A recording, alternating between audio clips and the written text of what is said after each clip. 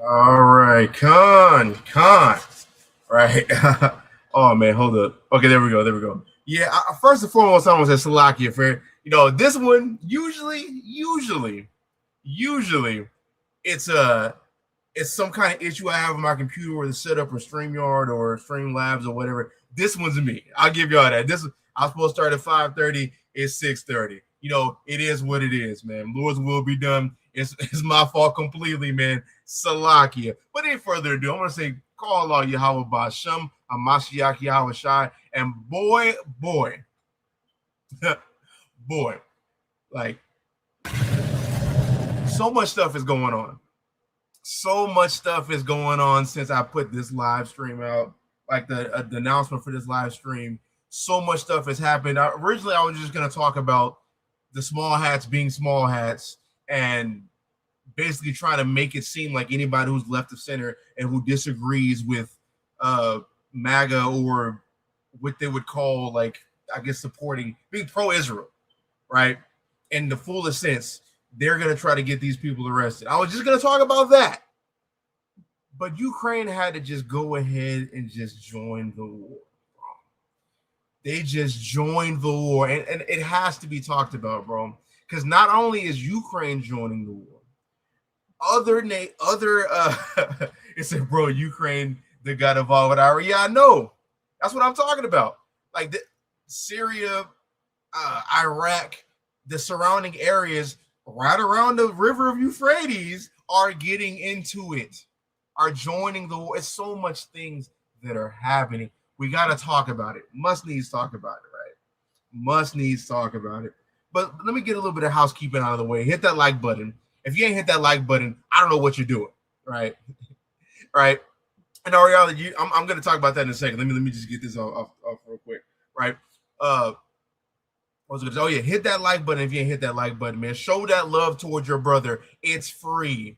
Batista Bomb, the like button, right? Show that love towards your brother. Leave a comment.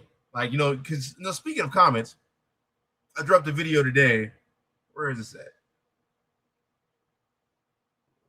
There we go. All right. I dropped a video today, which was basically, I just partitioned the part off of the live that I did yesterday about Galatians 3 and 8. And I want to do one other partition off of that too. People were, Christians were leaving their comments, ain't even watched the video. One person literally admitted and said, well, I mean, to be honest with you, I didn't watch your video, but you're wrong. Right?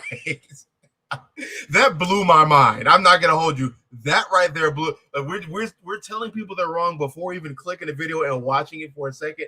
Look, that's Christianity for you. These people are not of God. I'm gonna be honest with you. Like these modern day Christians can't possibly be of God. That's all presumption.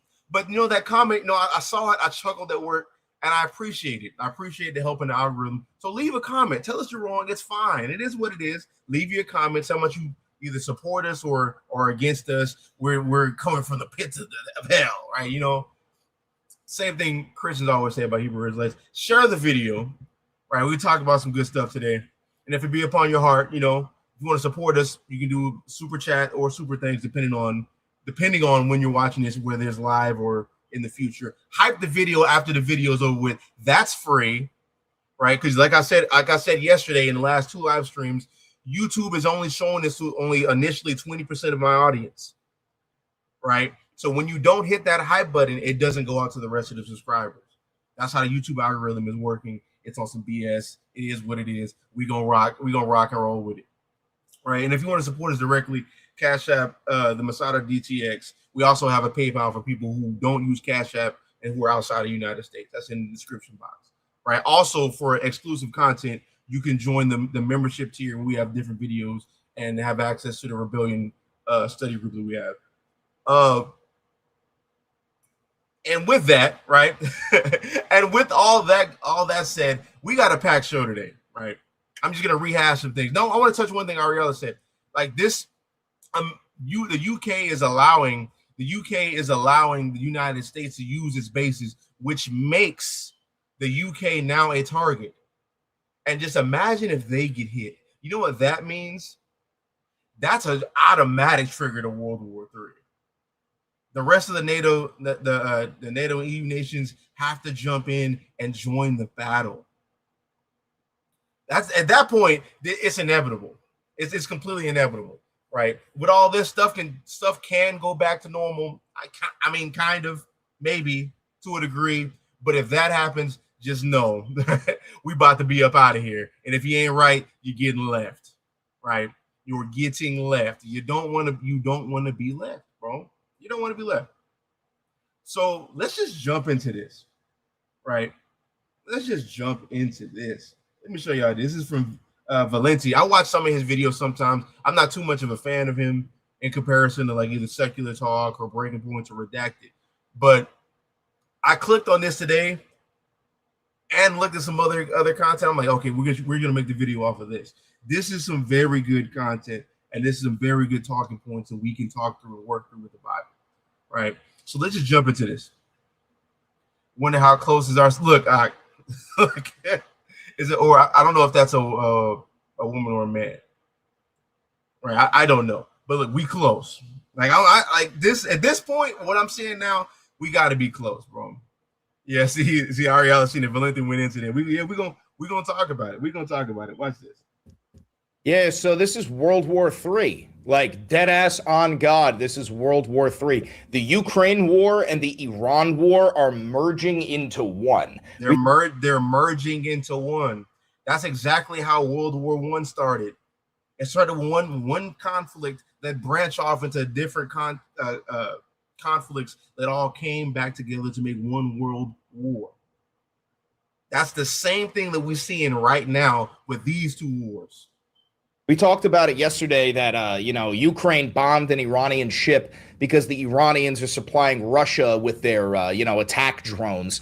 So, like, of course, is that fair game? That's fair game. But at the same time, to risk opening up, or not, I was going to say opening up a third front, but to risk merging these wars into one is such a catastrophic mistake by Volodymyr Zelensky that I can't even stress how diabolical it is.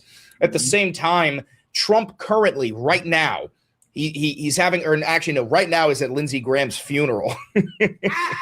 But ironically enough, the warmonger in chief himself, Lindsey Graham, right now, while he's doing this video, Trump is asleep.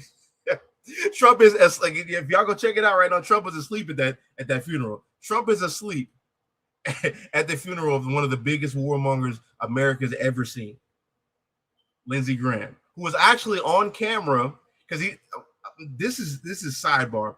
He was on camera colluding with Benjamin Netanyahu to try to help get them aid and essentially do treason, right? He was at his funeral today, asleep, passed out, ironically enough, while the world is devolving into a massive war. That's the guy y'all voted for, man. Make Babylon great again, right? This morning, Trump had a meeting with both Zelensky and Netanyahu in the White House. And for a guy who says he's the most transparent president of all time, the entire meeting was a closed-door meeting. Nobody gets to know what was discussed in that meeting other than what Trump is going to claim. I mean, Trump and Caroline Leavitt have already claimed that both meetings went very well and they were very productive, which I call bullshit on. If you hear Luigi going crazy, it's because she's playing with beans. But yeah, on top of that, we have a couple of updates. The North Koreans have sent an additional 30,000 soldiers to fight for Russia in the Ukraine war. And as Ukraine... What? I want y'all to hear that. Listen to what he just said. We have a couple of updates. The North Koreans have sent an additional 30,000 soldiers to fight for Russia in the North Koreans have sent 30,000 to fight for Russia against Vladimir Zelensky and Ukraine. Another nuclear world power. Various nuclear world powers. Yeah, we're gonna talk about Ariella, the kings of the East. The nuclear war powers are joining the fight. A new challenger approaches if you play Super Smash Brothers. That's where we're at right now. And you know what they're gonna do? And And all praises for it, right? All praises for them. But that's what they're going to do. Right. Let's continue. Ukraine war. And as Ukraine hits Iran near the Caspian Sea, things are getting incredibly messy. Things are getting incredibly fucking messy. We also have an update from the Pentagon as the U.S. casualty count has exceeded 600. We now have 624 U.S. casualties in the illegal and offensive war for Israel, known as. Oh, but I thought America was doing all this winning. I thought y'all were doing all of this. What happened to all of this winning? What? Hold on. Let me real quick. Oh, I can't move that. Let me do one thing. Let me do one thing real quick. Where is this?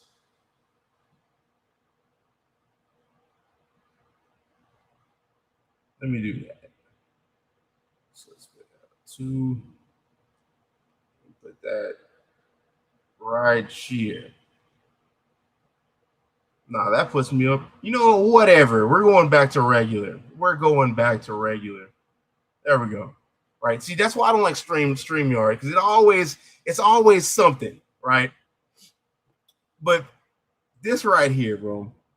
Operation casualty count has exceeded 600. We now have 600. Also, Shalom, also in the chat. I thought we were doing all this winning. What happened to all the winning?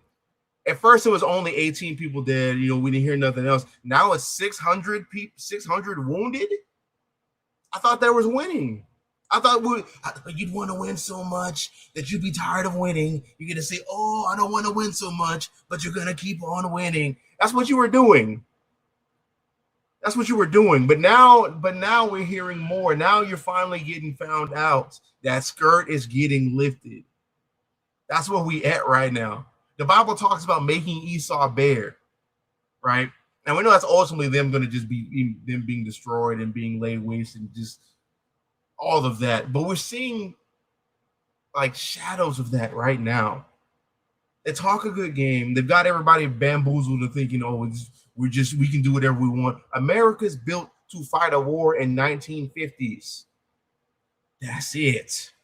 Y'all have not prepared yourself to fight with drones or any type of modern warfare.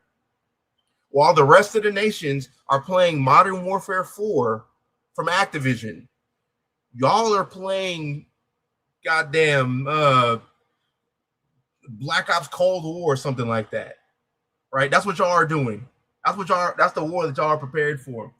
And all of this, all of the technology and all the wisdom that you get from using all this technology that comes from modern warfare has passed America by. Right. And that's why we're seeing soldiers get hurt, soldiers be maimed, soldiers coming back with PTSD because y'all are not prepared to fight this. You are not prepared to fight the war that you're in right now. That the Operation Epstein assault is going to probably be the destruction of Babylon.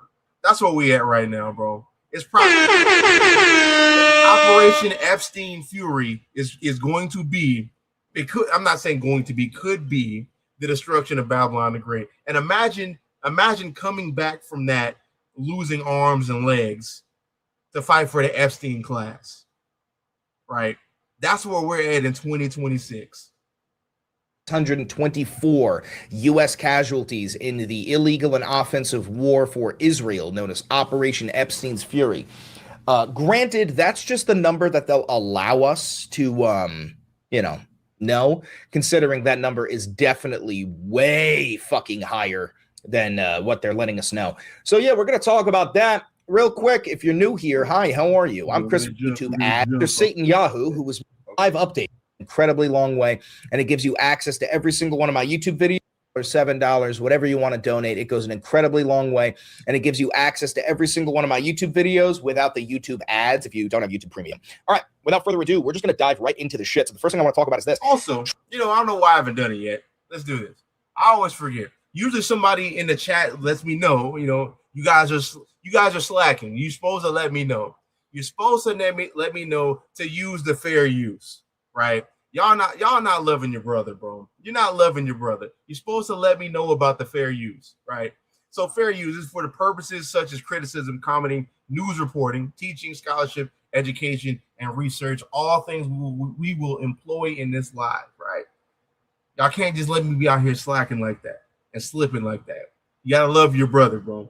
Trump regime live updates. Trump meets with Netanyahu and Zelensky as wars continue in Iran and Ukraine. Netanyahu in Washington. Prime Minister Benjamin Netanyahu of Israel met with the pedophile Führer at the White House. Mr. Netanyahu, who was making his first trip to Washington since the U.S. and Israel went to war together against Iran earlier this year, said before the meeting that Iran would be, quote, first and foremost on the agenda. I would also like to point out that it is not coincidental that Netanyahu makes his first visit to the U.S. since the war began the weekend that Trump decided to stop bombing Iran. If you don't know, we had been bombing Iran for like 13 consecutive days in a row. And then on Friday, Trump was given information that we are completely out of ammunition and that if we continue this, we won't even have the interceptors for the upcoming Iranian attacks, or God forbid, if China decided to take Taiwan, we genuinely wouldn't even be able to defend. See, they're already there. So it's at this point, China just sitting back. China has been, and that's probably why they haven't been buying all that oil. That's probably what they probably were just letting America slip up, right?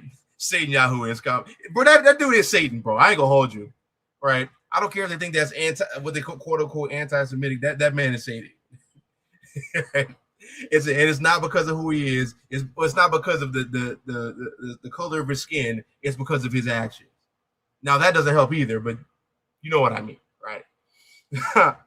but this goes back into what we were saying. But I was talking to Ariella about this. Like, China is going to take Taiwan. They told Trump, like, no, we can't keep bombing every single day.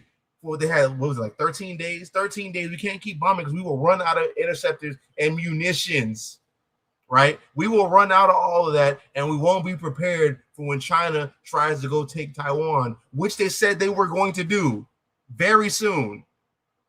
I think I was talking to Ariella. They said it was like 27 to 28, one of those, right? That's what they're attempting to do. Y'all are not going to be prepared to do that. Y'all going to have to give that up. And nobody's talking. I don't know why people aren't talking about how consequential that would be. Do you know who's in charge of chips? Right? You know who's making chips, superconductors, and all that? Taiwan. Do you know what's going to go up when China takes Taiwan? Superconductors and chips. Do you know what you need to do anything in America technologically? Superconductors and chips. Y'all like y'all's iPhone, like, you iPhone users, So y'all got Ariellas like we bigs ups to the iPhone users. I'm big Samsung, right? We got the Galaxy, and I love it, right? It's a superior phone. I don't care, right? But we won't. Nobody, like, y'all have the ability to spend like $1,000 on a phone. Like, y'all break it up into different cycles, like into various different installments you pay along with your phone bill, right? Y'all enjoyed the luxury of only having to spend $1,000. But if China takes Taiwan and they want to like put anything, like any type of tariff or whatever they want on superconductors, or just make it to where America can't buy them at all, it's over with. Whatever iPhone you got, you're going to be stuck with it. Whatever Galaxy you got, you're going to be stuck with it, right? Whatever tech you got, you are going to be stuck with it. I told people, if you follow me on Facebook, I said earlier in this year, buy you a computer. That's what I did. I bought me a new gaming computer with a 5060 in it and an i5 in it, which is 14th generation. I'm good for a minute, right? I'm good for a minute. I told y'all to buy you a computer because the longer this goes on, and RAM goes up, and GPUs go up, all the things you need for a computer, which is also in cell phones, which is also in your TVs, you're about to get priced out. Now, God forbid China takes Taiwan, because I'm gonna tell you this: America is not prepared for it, bro. It's not prepared for it, bro. Look at this, right?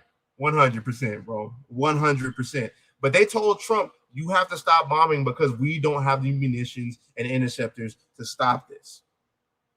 And what's crazy is, as soon as he did that, now here comes Satan Yahoo. Oh, we gotta fly her. We gotta have a conversation. Because they want that forever war. That's what they want. That's where we're at in 2026. Defend it. And I don't know why I said God forbid, because I fully advocate for China taking Taiwan. I don't understand why the United States has control over it, but that's a topic for another day. Chips. That's why. Hey. Let's keep on listening here, or reading. Zelensky visit. President Volodymyr Zelensky of Ukraine also met with the pedophile at the White House on Tuesday as their once fractured relationship appeared to be getting stronger. Mr. Zelensky said they discussed diplomacy and the pedophile's pledge to allow Ukraine to produce U.S.-designed Patriot air defense systems, which is hilarious because we can't even design them, like we can't even make any. It takes 1 year to create Patriot missiles. Just so you understand, we have blown through, I think it's 80% of our Patriot missiles in 5 months of the war against Iran, right? So the United States of America is not necessarily capable of winning a conventional war because we are not fighting conventionally. I know you might think that jets and helicopters and ballistic missiles are conventional warfare. It's not. Conventional warfare is robots and drones and one-way attack UAVs, right? It is not who's got the more expensive and faster missile. That's not how war is fought nowadays. Caroline Leavitt, the White House press secretary, said on social media that the pedophile Führer's meeting with Prime Minister Benjamin Netanyahu of Israel has concluded. Earlier in the day, the president also met with President Volodymyr Zelensky of Ukraine. Quote, both meetings were positive and productive, Leavitt said. We often see Trump decide to open up meetings with visiting leaders for at least a few minutes. A White House official said that today's discussion remained closed to the press because the president considers them working meetings. Not that this usually stops him from calling in reporters, but the Israelis have already released photos of Netanyahu sitting next to the pedophile Führer in the Oval Office with vice pedophile J.D. Vance, Secretary of State Marcus Aurelius Rubio. Vice pedophile. It's too late. It's too late. He's already fucked it up, right? He's already fucked it. Vice pedophile is hilarious, bro. Vice pedophile is hilarious, but I couldn't have thought of anything better myself. Rubius, and Secretary of War Crimes Pete Kegsbreth, the Defense Secretary, all nearby. Steve Witkoff, the president's special envoy, was also there, along with the Israeli ambassador Yechiel Later and Netanyahu's national security advisor Shmuel Ben Ezra. So we have the main players of the U.S. aligned side of World War III all meeting together, okay? Now, I do have a map that I'm going to bring up towards the end of this video to try and better visualize or better explain to you what the two sides of World War III are looking like right now, because it's becoming increasingly more obvious that this is a complete and total global conflict. So yeah, it's coming. It's being shown to be completely obvious that this is a growing worldwide conflict. Do you know what another phrase is for worldwide conflict? World War III. That's where we're at. That is where we're at. And when we go through and look through this, we're going to see like everything is shaping up, bro. Everything is shaping up. And then on top of that, on top of World War III being around the corner, America is also on a time clock of when they're about to bottom out of oil. So who knows what Trump is going to go ahead and try to. It's crazy you said that, Ariel. I was just about to say that too. Since America is on a time clock, two time clocks, right? One of them when America is going to run out of oil with the strategic reserves, and the midterm elections. That's coming up. And if that goes how everybody's saying it's going to go, Trump's presidency is going to be in trouble. It's going to be all like, I say all that to say this. Like, stuff is about to happen quickly. Something is going to have to happen quickly. Because they said we got like 40 something. I think on the last live we said we got like 40 something days. Sometimes they say like what 40 to 90 days, something like that. And that's still before the midterms. So something's gonna have to happen before then. Like I'm telling you, like it's that too, Ariel. Like it might get to a point to where he might invalidate the election, or there might not be an election. And if he do that, these Caucasian patriots. I need y'all to see this. These Caucasian patriots will go nuts, whether it's the Republicans or whether it's the Democrats. You talking about doing something that we see in Europe. That's something you see in Europe. When that happens here, oh Lord. Oh Lord. Right? Oh Lord. But if that happens, look. It's over with, bro. It's over with. So I say all that to say this. Like, there's a time crunch that America is on to either take a shit or get off the pot, right? For them to take the shit is they're going to either have to send in ground troops or get a 25 kill streak and call in the tactical nuke, right? That's the only two options y'all have. Waiting them out isn't working. They had somebody who flew over to Iran and then saw how the economy was and how the stores were full of food and all things was going like their economy is going on like Tehran's going on like how it has been prior to the war. So waiting them out isn't going to work for America. something is going to have to happen. That's where we're at right now. I must stress that, right? I can't wait till America let their whole power grid down after it hit by, I forgot who taught a lesson about there would be EMP. I don't think there's going to be, like, how would I explain that? Right. I don't think, like, if there's going to be an EMP, I think it's going to be right before Babylon's destroyed. I don't think there's just going to be one and then you're going to just be here without power, because the mark of the beast won't work. Right. The mark of the beast for technology. Right. I know this because I went to school and did like computer science things. They need electricity for them to hold data and store data. The market, the MOB or RFID chip has to have a certain amount of electricity to store it. Just like when if y'all had like an old Game Boy, right? The battery in it had to maintain a little bit of power in it to save your Pokemon game, right? To save you being in Saffron City about to fight the gym leader. You had to have a little bit of charge, a little bit of juice in that circular round little battery thing so that the game could save your file and store your data. The RFID chip has to have that same exact thing. So if there's an EMP, any of those is already made or exist or not going to work. And I'll tell you this right now. How else is that prophecy going to be fulfilled? If there's an EMP earlier than before the war and all that, I don't know how the mark of the beast prophecy would come to pass. And we know the Lord's not a liar, right? With the technology we have now, I don't know how that could be. But I could see one prior to when the missiles are coming and then boom, the power goes out. I can see that. And Lord, would that be scary? Right? That would be scary. I want to show you some CNN coverage here of Putin on the verge of getting an additional 30,000 North Korean troops. Maybe some of you forgot this, but North Korea has been fighting for the Russians in the Ukraine war since the beginning of the war, and now North Korea is getting even more involved. Here's CNN's coverage. Kim Jong-un's massive troop buildup for Vladimir Putin. Ukrainian President Zelensky warning Russia wants another 30,000 troops from North Korea to fight on the front line. Now, facing a hard reality at home, which is that the average lifespan of a Russian soldier from training to combat is only between 10 days to 3 weeks, according to Foreign Policy Magazine and British intelligence. Oh, that's fucking brutal, bro. That's World War I type shit. Will Ripley is out front. At a cemetery for North Korea's fallen soldiers this weekend. World War I. All right, speaking of World War I, that's what I know I wanted to get to harp on. Let me scoop this back a little bit. Ezra. I'm going to bring up towards the end of this video to try and better visualize of the U.S. aligned side of World War III all meeting together, okay? Now, I do have a map. So I wanted to highlight this, and then I wanted to go to the slide that I had. Well, not even a slide, it's like a website, right? So the major players of what they would call this world conflict or World War III, right, are meeting together. And they're doing that because of these wars are emerging, more nations are getting involved, right? That's the same thing that happened in World War I, right? So you look at this is the history channel, right? It says how a regional conflict snowballed into World War I. So when you scroll down, we're not going to read all of this. I just want to highlight some things. So you look at this, I don't need that. It said these alliances created a balance of power in Europe that some hoped would actually prevent war. Yet for many countries, the alliances made them feel like they had no choice but to join the growing international conflict. Does that not sound like what we're seeing now? Korea's doing that. Let's continue. So when you scroll down a little bit more about the alliances, it's a World War I had two main factions, the Central Powers, which included Germany, Austria-Hungary, Bulgaria, and the Ottoman Empire, and the Allies, which included France, Great Britain, Russia, Italy, Japan, and later the United States. With the exception of Italy, which switched sides, which who's surprised by that with these people? It says most of these alliances had roots in pre-war agreements, just like how we have now.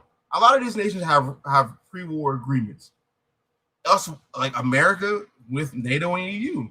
But we see in prophecy like Revelation chapter 17, these horns on these horns that are on the beast, the whore, the great prostitute is riding, which is Babylon the Great, right? These horns, which is NATO and EU, they're going to turn on the whore.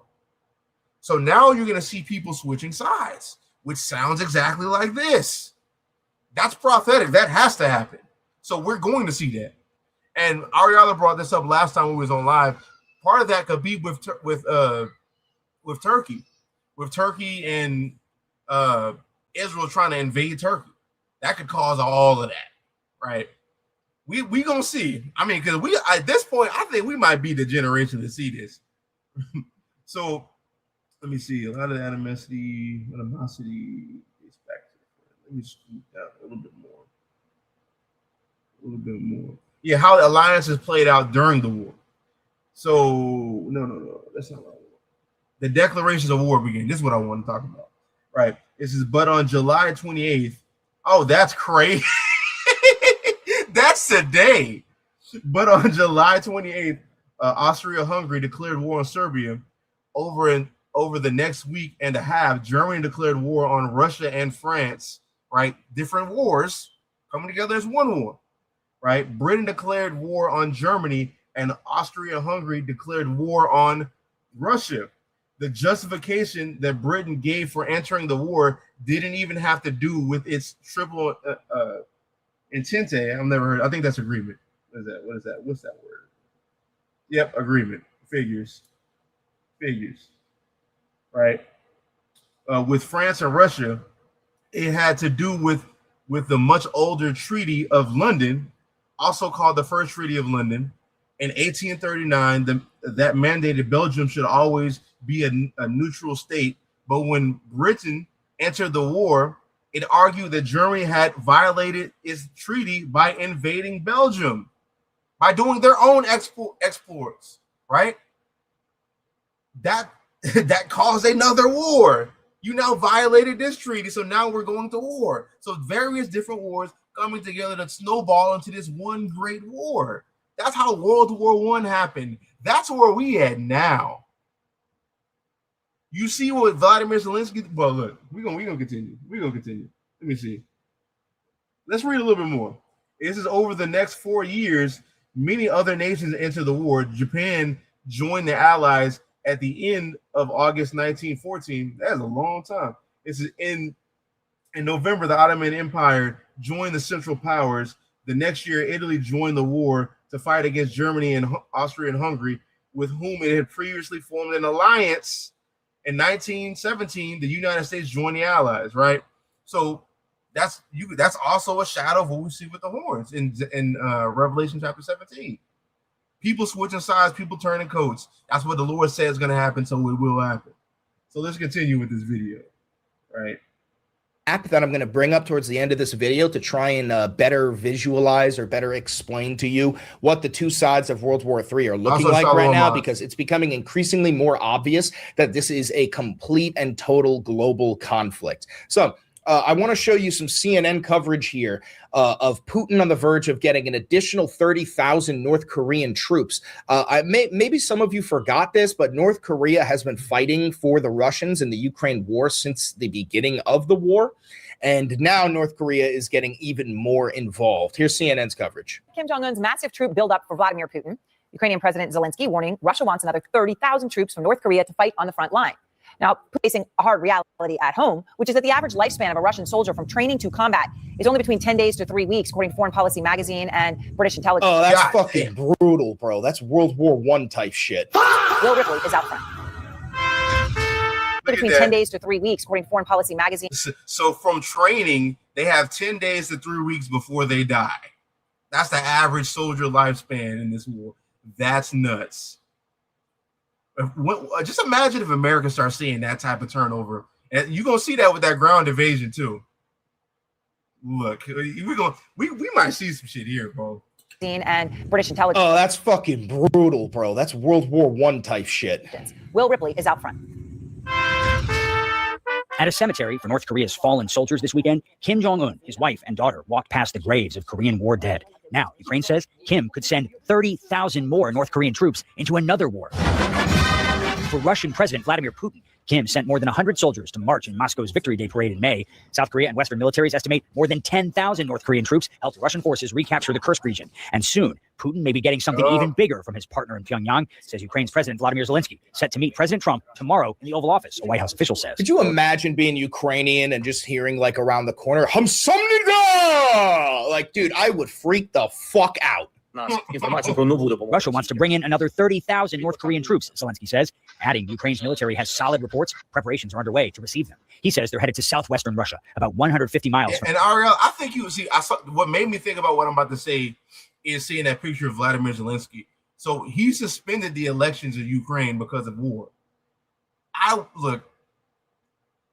If Trump is moving with this man, I would not be surprised if he suspended the midterms, because it's already bad. Bro, I saw a poll today, like the Democrats were up by like double digits.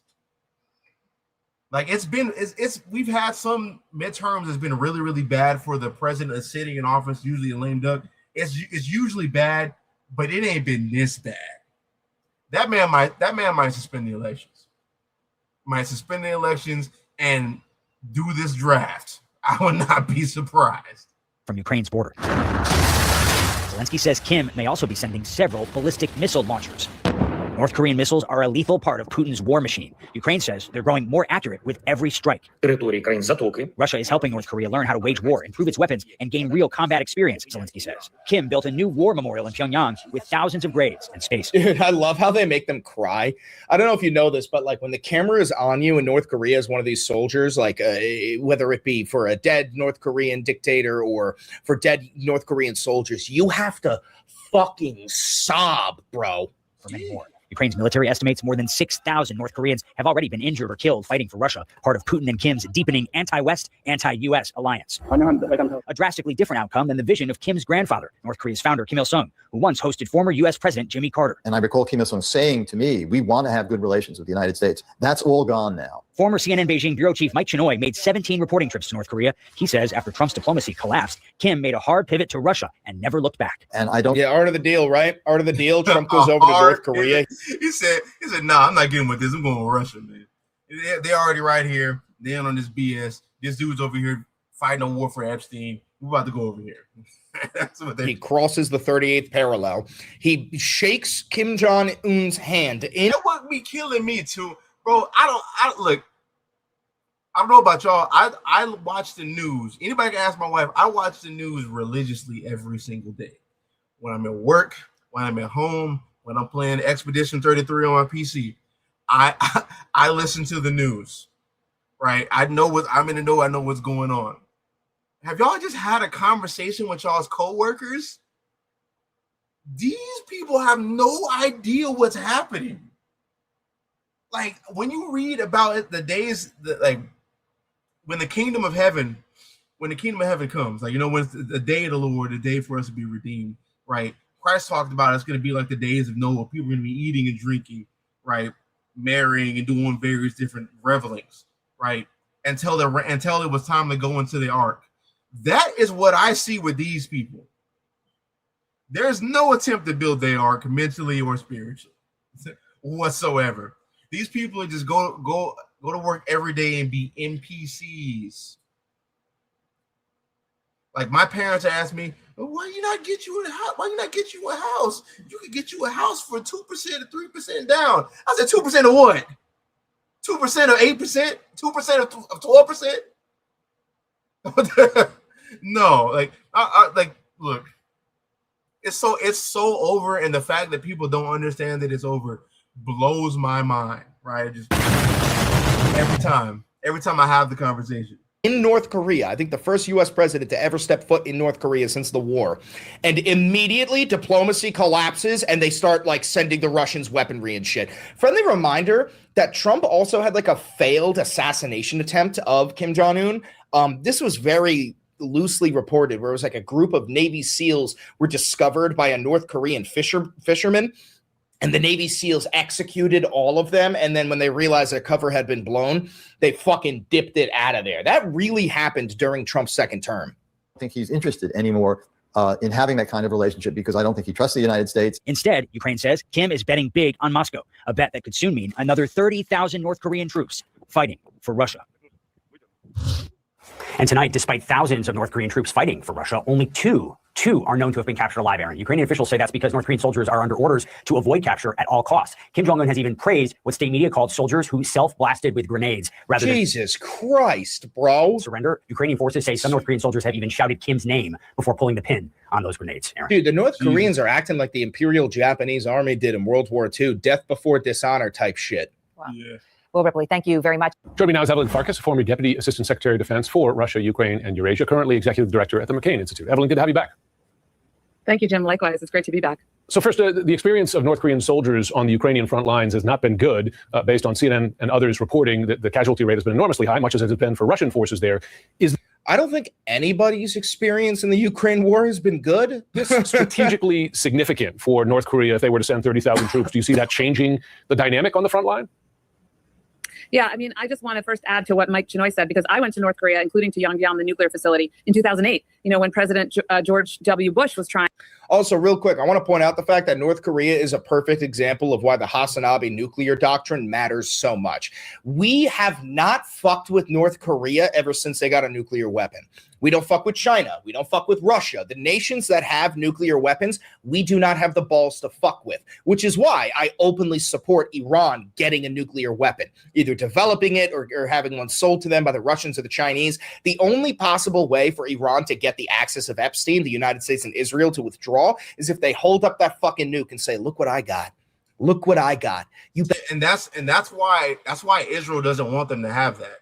If Israel knows that they have a nuke, they're going to have to just accept the fact that Iran is going to have the hegemony over there in the Middle East, and they can't have that for the Greater Israel Project.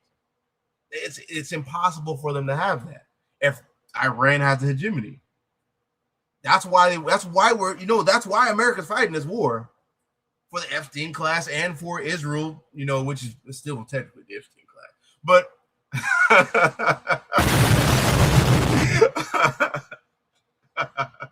So like it, right? It still is the Epstein class, but that's the whole reason why this is happening, so Israel can maintain their hegemony in the Middle East. Yeah, so this is World War III. Oh shoot, did I just do that? That's fine. I can screw it. And sources in the U.S. intelligence community which were reported upon, that the North Koreans got some technology from Russia to improve their missile capability. So space, intellectual property pertaining to space. That they also are helping the North Koreans. That Russia is also helping the North Koreans with nuclear submarine technology. So these things are really valuable to Kim Jong-un. So I think he'll say, yeah, I'll keep sending the troops. So this is already an expansion of Russia's ongoing invasion of Ukraine to have North Korea, a fellow nuclear power, involved. Now you have Ukraine striking Iranian ships, bringing drones to Russia. Dude, I feel like I don't even have to sell it. This is World War III. World War III began 4 years ago when Russia invaded Ukraine. That was the first inkling. I mean, you could even argue that it began even further back when Russia invaded Crimea. The whole fucking thing stems from the goddamn Russians, dude. Yeah, and we said that years ago. Back when we was in Saqqara, we said that years ago. This is like a world war, and really wars. They don't just start with, somebody just invaded somebody, or that's not just the finality of it. It can take years. It can take other nations being involved. It can take everything we're seeing right now. But the initial flame to that World War III is that Ukrainian war. That's what it is. All of this stems back to that. And of course, those Iranian Shahed drones have had enormous deadly impact on Ukraine. And you also have, of course, the Houthis now threatening shipping in the Red Sea. Just as you see a new front in the Iran war and a connection between the Iran war and the Ukraine war, does that give you fears of just a broader regional escalation? Friendly reminder that both world wars, World War I and II, were not only fought in Europe, they were also fought in the fucking Middle East, okay? These two, and also the Middle East is not far away from Europe. Iran and Ukraine are very, very close to each other, considering the fact that we in the U.S. have an entire fucking ocean between us and the Iranians that we're waging war with. No, Jim, only because they've been.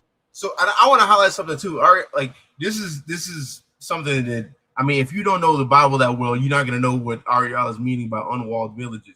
When we return back to our land, it's going to be cooked, right? like we ain't gotta worry about kicking the small hats out or the shekel stranglers. We don't have to worry about dealing with that because it's going to be cooked already. Let me show you where we're getting that from. So Ezekiel 34. No, Ezekiel 38. True. This takes place right as we've been delivered. So when you look at this is when Gog and Magog comes against us after we've been delivered out of our land. Right? This is Ezekiel 38:7. Be thou prepared, and prepare for thyself, thou and all thy company that are assembled unto thee, and be thou a guard unto them. After many days thou shalt be visited. In the latter years thou shalt come into a land that is brought back from the sword and is gathered out of many people. This is making reference to us, the Israelites, being delivered from our land, like delivered from Babylon and brought back into our land. Nothing's built. It's leveled there.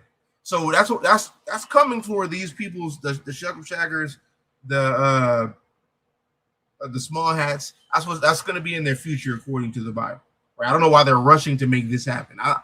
Because they, just like how the Zionists over here believe that this is going to fulfill some messianic prophecy, like they over there believe the same thing. So I don't know why they're rushing for this to happen. I mean, their rabbis don't know the Bible anyway, but I mean, this seems like something that's kind of milk. When you just read it, I don't think there needs to be a great breakdown to it. But that land's going to be melted, right? It's going to be cooked. It's going to be destroyed. So it says, after many days thou shalt be visited. In the latter years thou shalt come into the land that is brought back from the sword and is gathered out of many people against the mountains of Israel, which have been always waste, but it is brought forth out of the nations, and they shall dwell safely, all of them, right? Thou shalt ascend and come like a storm. Thou shalt be like a cloud to cover the land, thou and all thy bands, and many people with thee, right? Which is kind of leading into Jehoshaphat, right? Verse 10 and 11 is the point. Thus saith the Lord, it shall also come to pass that at that same time shall things come into thy mind, and thou shalt think an evil thought. And thou shalt say, I will go up to the land of unwalled villages. I will go to them that are at rest, that dwell safely, all of them dwelling without walls, having neither bars nor gates. So this is literally right after we've been delivered out of Babylon the Great and out of the surrounding areas back into our land. It's not built yet. It's not pre-built. So when Christians say like they see New Jerusalem coming down and the cities are going to fall, no, that's not what's going to happen. That's making reference to people being delivered and brought back, and it's going to be dilapidated, and the heathen have to come and build it back up after this destruction that we see in Ezekiel 38 and 39.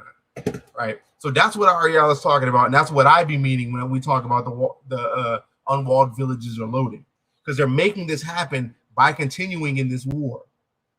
Like, it's really at this point, like, since America is out of interceptors, that also means Israel's out of interceptors. So Iran, if they wanted to rain on them, they could. And it just is what it is. So we see this. We see how this can happen. So let's go back into this. Been helping one another all along. It just hasn't been as public. You heard Zelensky saying that Russia provided, intelligence to the Iranians to target U.S. forces in the Middle East. The Iranians have been providing they provided the first Shahed drones to Russia, which then Russia improved upon and then sent back the technologically improved drones to Iran. So they've been collaborating all along. China, of course, sells to both sides in the Russia-Ukraine conflict. But I think we need to understand that these are adversaries working together, and this just makes it much more obvious because it's out there now in the Middle East. Kim, let's start with Ukraine, as that's the first meeting that's going to happen this morning, and it's part of Lindsey Graham's legacy as well. How different are the circumstances? Are you seeing, viewing, and hearing, and the relationship between Trump and Zelensky now versus what we've seen between those two men in the past? Well, it's definitely warmed up, and President Zelensky is coming in with the backdrop of winning on the battlefield. At least that is the perception worldwide, that Ukraine is really getting some traction, especially the way it is menacing Moscow and St. Petersburg. President Putin just had a Navy Day parade yesterday, which was just 40 sailors in front of a big mural of a submarine, whereas in the past it was several, dozens of ships, submarines. Russians from bombing their action. It was several, dozens of ships, submarines, thousands. Dude, the fucking Russians are putting up essentially like fishing line like nets all over their major cities because Ukrainian drones are pelting Moscow, dude. Like the Russians are incapable of preventing the Ukrainians from bombing their actual cities, the same way that the Ukrainians are incapable of preventing the Russians from bombing their actual cities. And listen, as much as I support Ukraine's fight against the Russians, they are a nuclear armed nation. You are playing with fire. This is not something to be joked around with. The troops, but 2 years in a row, they've had to cancel that because of the drone threat from the Ukrainians. So that is the kind of thing that makes Zelensky look like he's winning to Trump. And Zelensky is also bringing intelligence to back up his claims over the weekend that Russia is sharing satellite imagery with Iran to help Iran strike U.S. targets in the Gulf. Yeah, motherfuckers will still say that this isn't a goddamn world war. All right, here's some updates from Battlefield Fan Peak. The Iranian-designed drones have wreaked havoc for Ukrainian forces battling Russian troops as Moscow took Tehran's technology and ran with it, supercharging production and deploying drones in devastating droves in its all-out war against Kyiv. As far as Ukraine is concerned, that makes Iran an indirect combatant, and that means Iranian cargo ships heading to Russia are fair game as far as the military targets go. That's what happened this weekend in the Caspian Sea. And that's how these wars begin. Since Iran makes military equipment for Russia and they're sending it to them to help aid them in modern warfare using drones, Ukraine is deciding to attack Iran ships, which makes them now both combatants with each other. World War III. Tehran is not happy. Moscow's 53-month-old invasion has scrambled politics for Europe. The U.S.-Israeli war with Iran has scrambled politics for the Middle East. So what do Ukrainian strikes on Iranian cargo or Russian ships in the Caspian mean for the two wars? Quote, if the Ukrainians continue doing this, it's going to obviously make it more difficult for both Iran and Russia, said Nicole Grajewski, a Russia-Iran expert with Sciences Po, whatever the fuck that means, the famed French university. But she added, I don't see this as being a fundamental game changer in the war. The Ukrainian strike against an Iranian ship represents a significant shift in tactics and sends a clear message that Ukraine will not tolerate aggression, regardless of where it originates, said Luke Kofi, a Russia expert at the Hudson Institute, a Washington think tank. Quote, I suspect these types of operations will make shipping between Russia and Iran across the Caspian increasingly difficult. Tehran leaves no inaction unanswered. The circumstances of the July 25th incident are murky. Ukraine's main domestic intelligence agency, the SBU, said drones hit a Russian missile boat called the Molniya, along with two cargo ships, it said, quote, were under international sanctions and were used to transport military cargo between Iran and Russia. Ukraine had, quote, achieved very strong results with long-range strikes in the Caspian Sea, including vessels used in military cargo shipments involving Iran. Ukraine's president, Volodymyr Zelensky, said in a post to Telegram. That description points to two Russian-flagged cargo ships called the Port Olia II and the Begi, both of which are under international sanctions stemming from the Ukraine war. It is unknown exactly what the ships were transporting. After receiving thousands of Iranian-built kamikaze drones in the initial months after February 2022, Russia had set up its own assembly plants and added new enhancements to the original Iranian designs. Iranian authorities reacted angrily to the ship attack, saying one sailor was killed and vowing retaliation. So now you have Iran vowing retaliation against Ukraine. Yeah, they're vowing retaliation against Ukraine. What does that mean? They're going to retaliate against another country who's in another war with their ally. World War III. Ukraine's top diplomat in Tehran was summoned to the foreign ministry in protest. Quote, Zelensky has attacked an Iranian commercial vessel, killing a sailor, Iranian Foreign Minister Abbas Araghchi said in a post on X, calling it, quote, a blatant United Nations Charter violation done at Israel's behest to drag Europe into this war. Kyiv will soon learn that Tehran leaves no action unanswered, Ibrahim Azizi, who heads the National Security Committee in Iran's parliament, said in another post. The Kremlin also weighed in, with spokesman Dmitry Peskov telling reporters that the Ukrainian attack should be seen as an attack on Iran itself.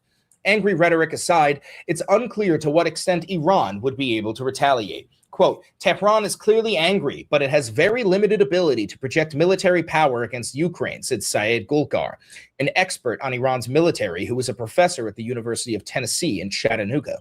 Quote, if it decides to respond, I'd expect something indirect, such as cyber operations, intelligence activity, support for Russian operations. I don't know about that. They're hitting Kuwait. So I don't like, Ukraine is not very far away from them. Like off the cat, like Ukraine's not very far away from them. How are they not going to be able to do anything about it? Or possibly targeting Ukrainian interests abroad rather than a conventional military strike. Well, it's not necessarily in Iran's best interest to bring Ukraine into this conflict, and I don't think it's in Russia's either, Grajewski said. The Russians may be putting pressure on Iran to kind of restrain themselves.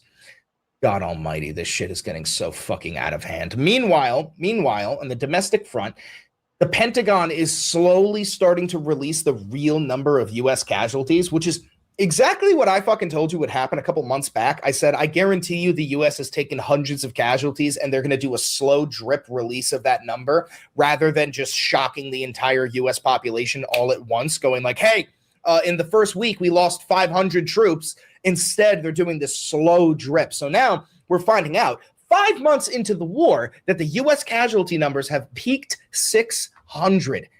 And that's important to know because that's what they did in the past wars, like the Vietnam War and all the more modern wars that they've had. They slow drip the amount of casualty reports that they put out to the public because they didn't want people to freak out about it. And imagine they showed that to us over here in America when it happened. This is already the most least popular war in American history. When they've done the polls, I should have pulled that up too. This is this is more hated than the Vietnam War already. And the reason, and I saw this on Breaking Points, they say because people realize there's no intelligent reason to be there. They don't know how it helps the American people. They don't understand why we should have to pay at the pump. We don't understand why we're just doing this in general. You're committing war crimes. Like, they hate this. Everybody hates this. Now, when you add a high casualty rate on top of all that, oh, it's going to be bad for you. Oh, it's true. It's damn true, like Kurt Angle says, right? That's what they will know, and they're gonna see that reckoning. They would see a major reckoning at midterms. Had that all came out at one time, like it's already bad for them when you look at the Republicans versus Democrats losing control, like the Republicans losing control of the House and the Senate. It was already looking bad for them before. Just imagine if they do a ground invasion and all these people get cooked because of them drones. It's all Trump. I fully believe Trump will cancel the election. I fully believe it. Because there's no going back, bro. There is no going back at all. Some CNN coverage updated its war casualty database, adding more than 140 wounded and restoring 4 soldiers killed in Iranian strikes last weekend since the US launched its war with Iran on February 28th. 18 US troops have died and 624 have been wounded. Now, this comes after the Pentagon faced scrutiny last week when an apparent data glitch on the website meant the casualty numbers actually decreased. Well, CNN's Dave Swinky joining me from Atlanta for more. Understandably, people now seeking further detail on the latest casualties, the updated figures, who they are, how they were injured, and why it is that these numbers were reduced over the weekend, not increased. Davis, what do we know at this point? Becky, this saga is really interesting in that it goes a lot to show the way that this Pentagon's approach to transparency breaks from that of previous administrations. They've been treating the defense casualty. Yeah, they're supposed to be the most transparent administration we've ever seen. Okay. Analysis system. Where's the rest of the files? Where's the rest of the files at, Trump? PDF in chief. Where are the rest of the files at? Oh, wait a minute. I know where they are. We got to go contact Benjamin Netanyahu. He knows where they're at. this online database as the ongoing source of truth that the public and the media can access for updated information on war casualties. The issue with that, though, is that we've been observing this website on a minute-by-minute basis for a week at this point, and we saw data fluctuations. We saw numbers changing from minute to minute. And those fluctuations, when they would appear... Whatever happened to those? Whatever happened to the Doge dividend checks we was going to get? We're saving so much money, right? You're gonna wish we didn't save so much money. Where are the Doge dividend checks? Right. I need those. You know, they say give the destroyer of the heart. I'll take the gift and it won't destroy my heart. I promise you that.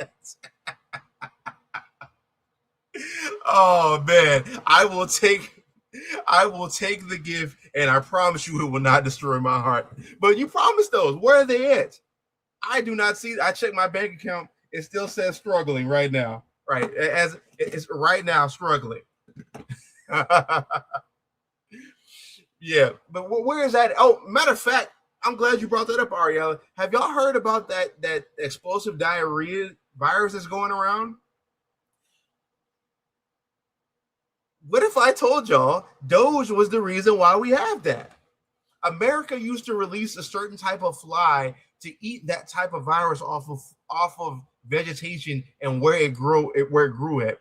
Elon Musk, in his infinite wisdom of being autistic, right? In his infinite wisdom of being autistic, says, you know what? We don't have to pay for that. Why are we paying for that? And you know what follows that? Diarrhea for everyone, right? That's on the menu. I'm sorry for everybody who's eating right now. It's on the menu for everyone.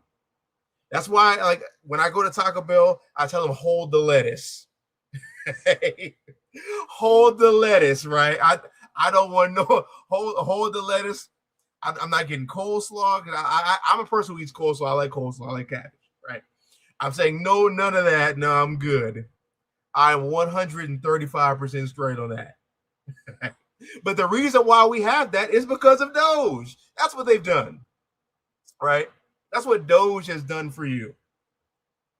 Just that's where we are in 2026. But this year is crazy. Of course, this is going to happen on America's 250, right? Right. No nation made it past 250. Here on the website and be reproduced by people who are looking to it as the source info for casualty info led to widespread scrutiny, whether it was from the media. And is anybody surprised that the Pentagon was hiding the amount of U.S. casualties? Because I'm not surprised at this whatsoever. It was Pentagon on that. More than 600. The number was 18 last week while he was justifying fucking heart attack, and they're like just not really giving us any $1,000 Shahed drone, and we're missing. We're fucking missing. We can't even take them out. And then they're beating us. What I want to co-produce missiles and weapons with the United States now. Just saying, let us produce them at this point. We can do it just as quickly. I still want to. There's a lot of topics I want to get to. Right. There's a third topic that I want to talk about the oil and energy crisis that I wanted to get to too. So there's 3-4 different things. It's a packed show today, bro. Like buckle up, right? And I'm gonna be making some partitions of these too. Right, so let's continue. The Ukrainians could probably produce those missiles even faster than we could. All right, now the last thing I want to show you, I have a little map of the Earth here. The Earth is rectangular. No, I'm kidding.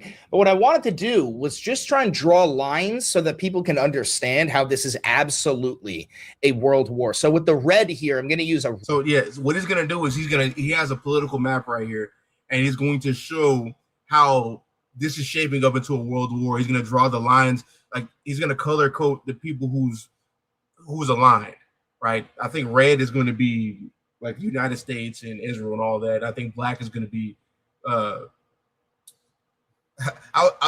was going to make a funny joke there. I'm not going to do that. But the red is the black is going to be the people who line up with Iran. Let's continue. Red marker here to show you the U.S. aligned partners, or at least try to point them all out, because there's so many, it's actually hard to understand. So the United States of America is at war with Iran, okay? Ukraine is now bombing Iran. The United Kingdom is allowing us to use their bases and sending jets over there. So that all the way over to Iran. At the same time, the Australians are also providing us with weaponry against Iran. You also have Saudi Arabia is helping us with Iran.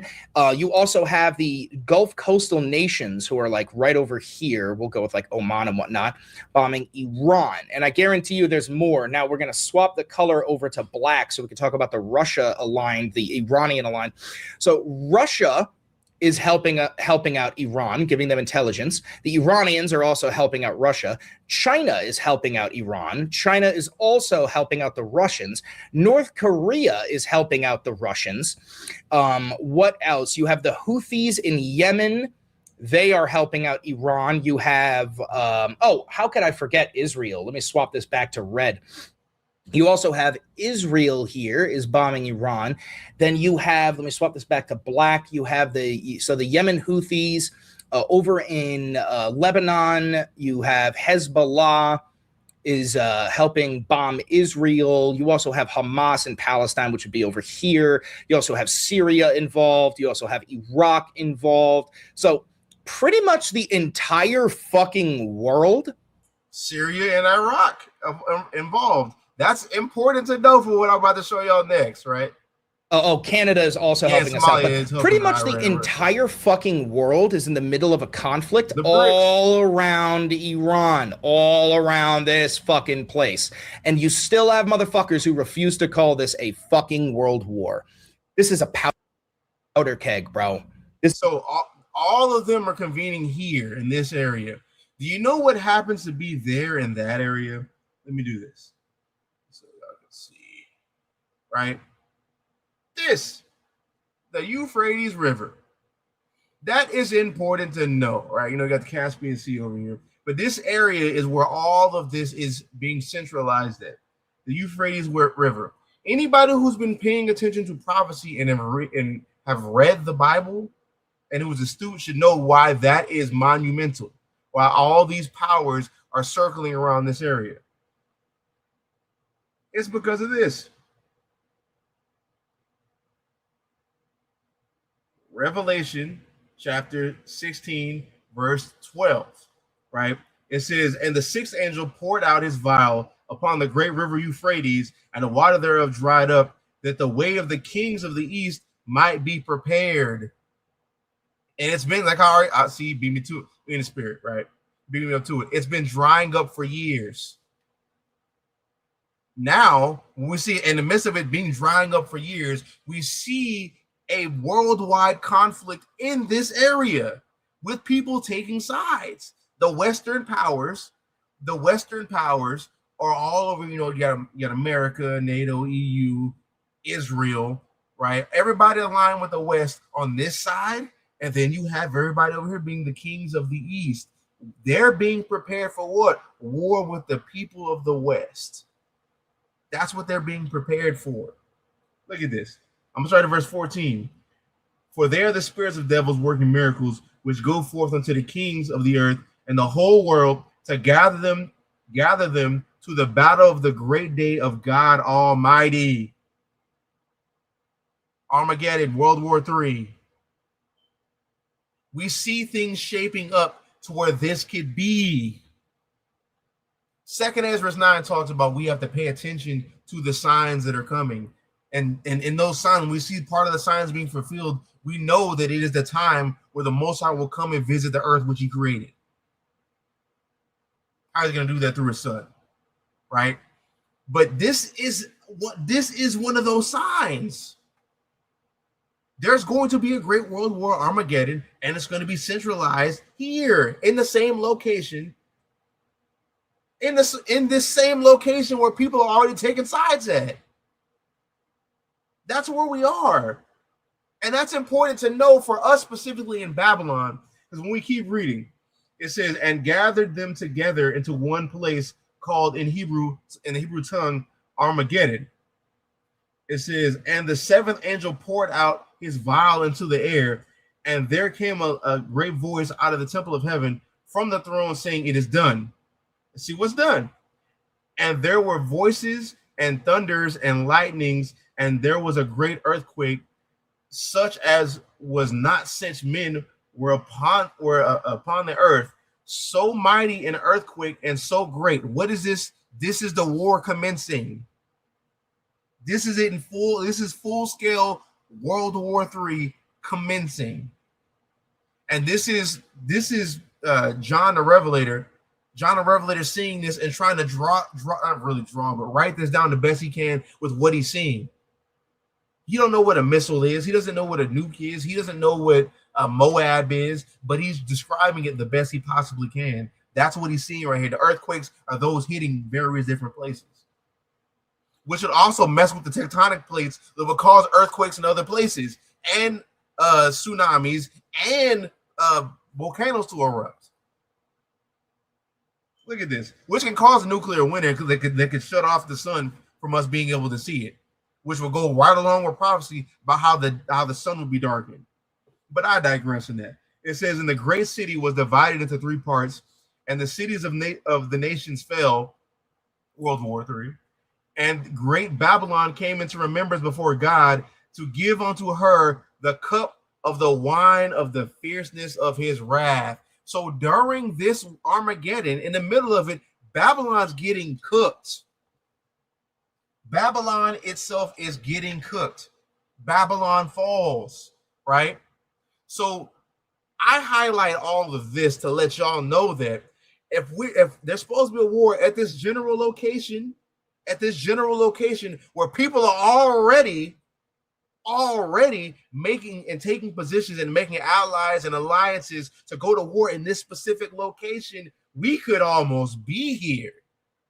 And when we come to this, Babylon is going to fall, which lets you know we don't have that much time, which also means we don't have that much time before the mark of the beast and the image being implemented.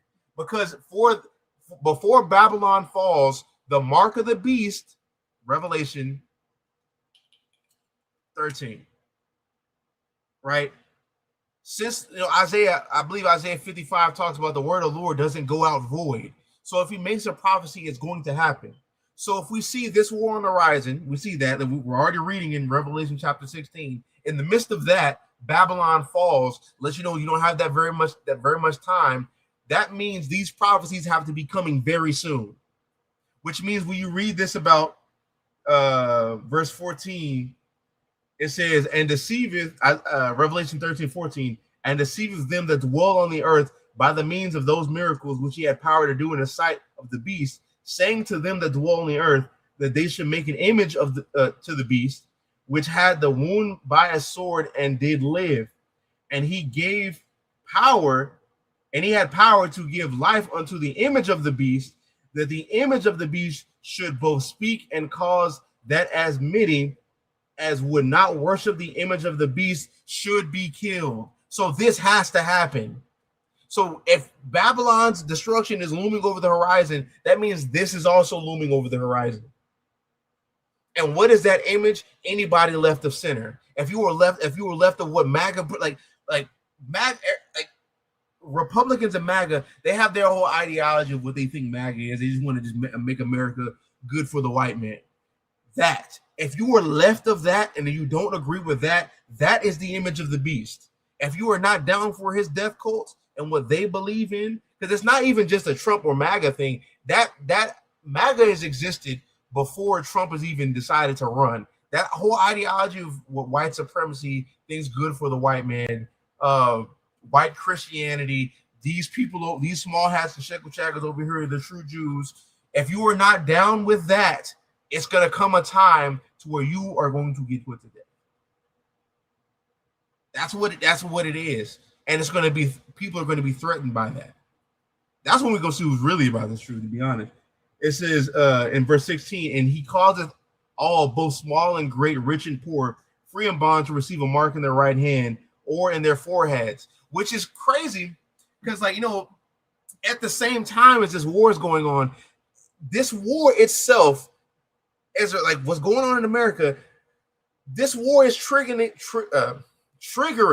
an economic crisis, which could cause the dollar to fall. Did y'all hear about what happened in Japan today? Japan's currency and what they're what they got going on is in a free fall right now. For this mark to take place to where if you can't buy or sell, like it says in verse 17, the dollar's got to be out of the way. You see how this is all lining up? We may not have very much time. I'll tell you that right now. We may not have very much time. That's why things like this is important to talk about and important to pay attention to, instead of just being somebody just looking at, oh, I'm waiting for football season. Or I'm just waiting I'm about to see what LeBron's going to do in Philadelphia, which, I mean, if we somehow make it toward the end of that season, they're going to win, right? There's going to be 2 parades in the city of Philadelphia, one with the Sixers and one with the Eagles, but my bad, right? My bad. But we shouldn't just be so fixated on sports, right? And all these things and being entangled with the things in the world. We need to be paying attention to geopolitics, or at least to the same amount as you do with the world stuff, at least, right? It's important to know these things and pay attention to these things. Now, going back into this, going to Babylon's destruction and all of that, I want to read something. So let's go to Revelation chapter 18. So what we read in Revelation, the 16th chapter, is everybody's gonna, like, the great Armageddon World War III is gonna coalesce at the river Euphrates. We see everybody already gathered there. We see, as a result of this war, Babylon's gonna fall.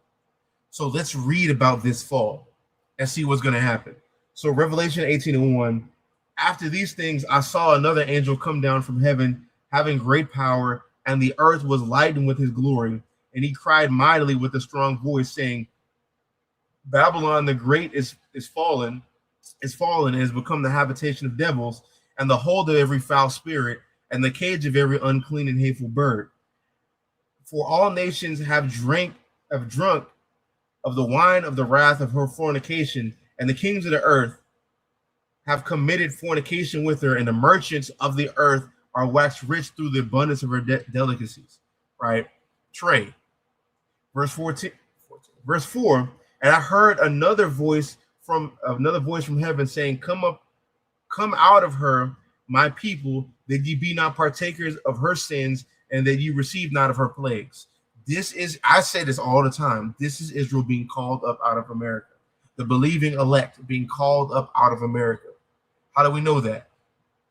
The plagues that Babylon is going to take is fire, that destruction, which we read in Revelation 16 and Isaiah chapter 13. That's why I said Isaiah.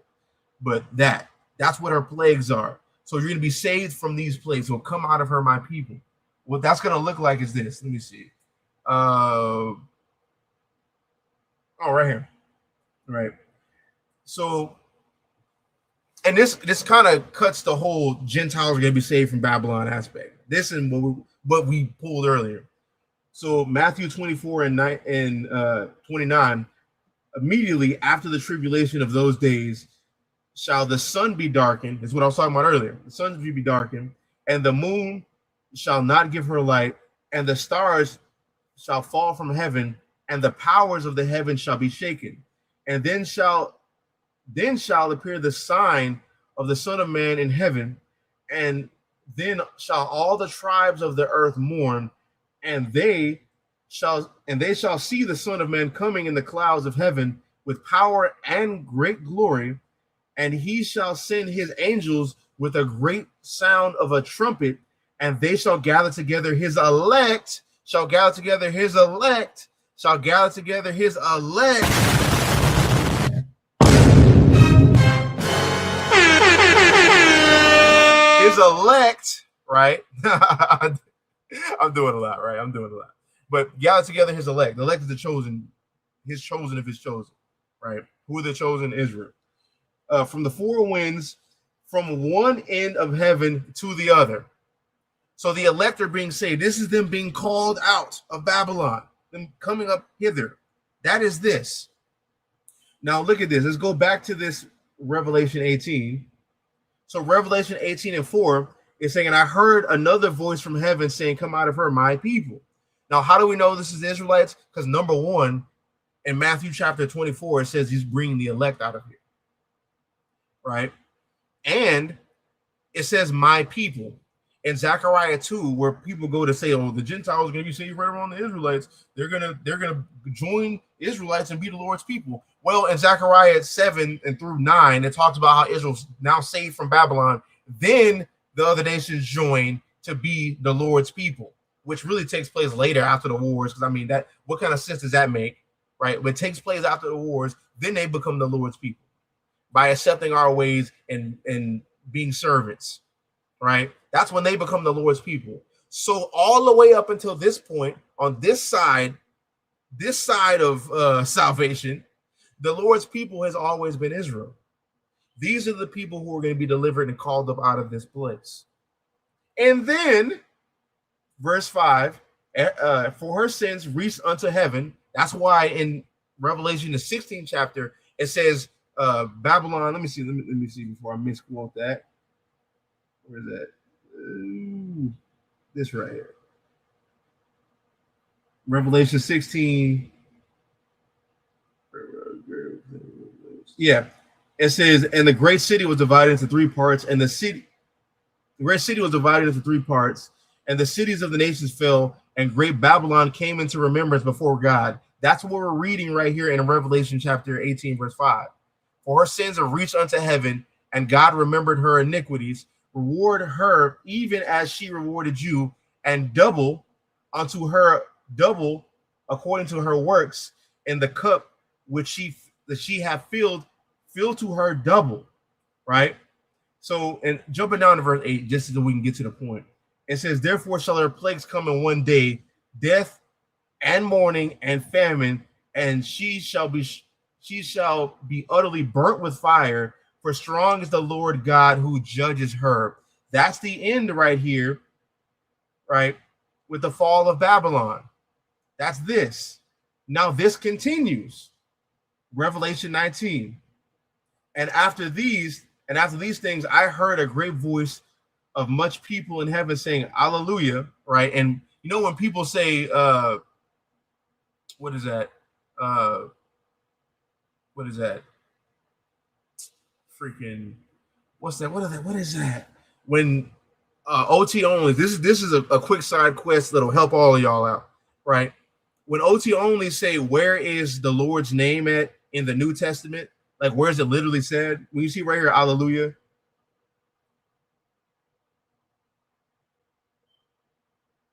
This right here. This is literally that. It says praise, it's praise Yah. But look at this. From Hebrew origin,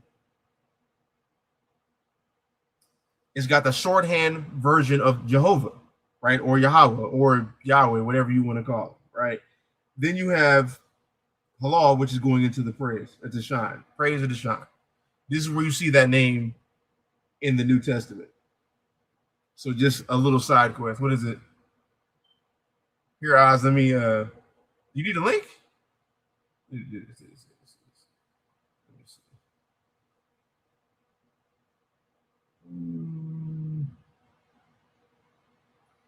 This link is for Oz Gadar only. So let's go back to. Let me know when you get on to. So let's go back to Revelation 19 and 1. It says, after these things, I heard a great voice of much people in heaven saying, Hallelujah, salvation and glory and honor and power unto the Lord our God. For true and righteous are his judgments, for he hath judged the great whore, which did corrupt the earth with her fornication, and hath avenged the blood of his servants. Right? How do you do that? Because the people who the nation of these people who harass us, who oppress us, have been destroyed. Not them being saved with you, they have been destroyed. That's why you see things like, this ain't really a side quest, but it kind of is. This right here. Isaiah 14-21 about the destruction of Babylon. Prepare slaughter for his children for the iniquity of their fathers, for what their fathers have done. They can't apologize for what their fathers have done, right? Also, all praise to the Most High God for this graceful donation, my brother. I can't see your name. All it has is your handle. I think it's Z's123. May the Lord bless you 100-fold. Right? It doesn't show me your actual name on here. It just shows your YouTube handle. So it says, prepare slaughter for his children for the iniquity of their fathers, right? That they do not rise nor possess the land, nor fill the face of the world with cities. For I will rise up against them, saith the Lord of hosts, and cut off from Babylon the name, a remnant, and son and nephew, saith Yahweh. Right? Oh, Z's. I think that's how you say it. Z's. Okay, Khan. I'll praise for your donation, my brother. Right.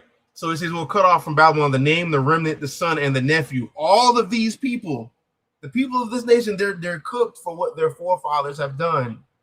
They don't get this. They don't get to apologize in 2026 and say y'all are the Israelites and hand you $40 and 40 acres and a mule and now get to escape what their forefathers have done. That's not what the prophecies say. Right? Let's be honest. So let's go back into this. That's what it means by avenge their blood. So back in Revelation chapter 19, verse 2, is have avenged the blood of his servants at her hand. And again, they say, hallelujah. And her smoke rose up forever and ever. And the 24 elders and the 4 beasts fell down and worshiped God that sat on the throne, saying, Amen, hallelujah. And the voice came out of the throne, saying, Praise our God, all ye his servants, and ye that fear him, both small and great.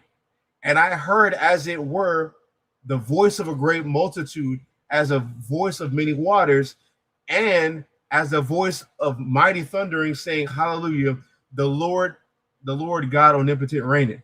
Right? Then it goes into the marriage of the Lamb. And it says the saints. Who are the saints? The people who, these saints right here, the people who were delivered out of Babylon. Right? These are the elect. These are the same people. Saint means set apart, or set apart, right? Or holy. Right? Set apart ones. Who are the set apart ones? The elect, the Lord, the people who the Lord chose. Who are the people who the Lord chose and who he knows and who he foreknows? Amos chapter 3 tells you that. Israel. That's who's being brought up out of this place. And this. What tribe of Israel said? Israel's Gadar. Look at that, man. Keep it everywhere, man.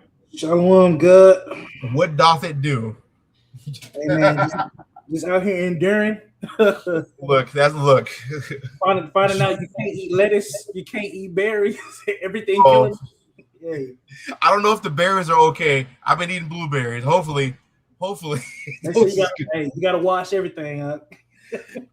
But look, they said they can survive. They can survive bleach. Like it doesn't matter how much you wash the vegetation, they can survive it. Oh well, yeah. You just gotta if you ain't keeping the commandments, bro. I don't know what to tell you. You ain't keeping the commandments, bro. I don't know what to tell you. If you ain't keeping the commandments, I don't know what to tell you, bro. It is what it is. And look, man. Hopefully, you know, because that like what I've been seeing from that, like the stories of that, they're drinking water and then. Yeah, bro. It's wild. They're blasted off like Team Rocket. Yeah, bro. All day. I don't want none of that. Right? You ain't got right with God now. I don't know what to tell you, bro. I don't know what to look right now. I have no idea what to tell you. Yeah, I ain't nothing for you. Let's look at this. Let's go into this energy crisis. Then we can go into these Zionists bugging out, right? You know, Tucker Carlson. You know, he's trying to go against the whole deep state plan. He is trying to start his own political party, but he's going to talk about the economy. Iran and the countries around Iran produce about 20% of global oil. Wait a minute. Hit that like button. While y'all edit, hit that like button. Leave a comment. Tell me how you doing, Rome. Tell me how you're enduring in Babylon the Great, because like I'm holding on by a thread. I think the reason why the Lord allows me to hold on because I'm a valuable tool. Hey, that's what we be hoping, right? You get a little bit of use out of me right now. Come on. Right. But hit that like button, you know, if it be upon your heart, because I got this going on. We're simulcasting on Houston and in Dallas right now. Right. So y'all leave a like on the Masadas page, and also for the brothers out here, because I'm Oscar Deacon of the Jeshurun. Y'all leave a like on that page too. That too. Right. And if you want to give alms, you can support both camps, both organizations. You know, alms cover a multitude of sins, right? If it be upon your heart. Yeah, and I know y'all got some, so come on. Bro, see, and I've been waiting for somebody to say something about that, because you know they used to remember I don't know if you read this in the class. But you know, Samuel, before they went to go inquire from the prophets, they went to bring him some shekels. Yeah, they brought him something. I want to break down on me. Hey, the prophet said you got to come up off of them shekels. Hey, bro, we laboring out here. Come on, bro. I'll just play, bro. Well, I mean, that it literally says that, but yeah, I'm just joking about the way I'm using it. But yeah, let's go. Whatever in your heart, you're just joking, bro. Yeah. Russia, meanwhile, produces about 12% of global oil supply. So these are the biggest energy producing regions in the world, and the wars have gravely affected their ability to produce that energy and to ship it anywhere else and to refine it for that matter. Overnight, the Houthis claimed they struck 2 Saudi tankers in the Red Sea. This image from NASA appearing to show at least 1 ship on fire. All of this pushing oil prices higher once again. Brent crude now topping $100 a barrel. Oh, yeah. You heard that right. Brent crude now topping $100 a barrel. And this is a few days ago. It went down a little bit because, you know, the oil markets, anytime Trump does anything, as soon as he stops firing missiles, then it just drops for some reason, right?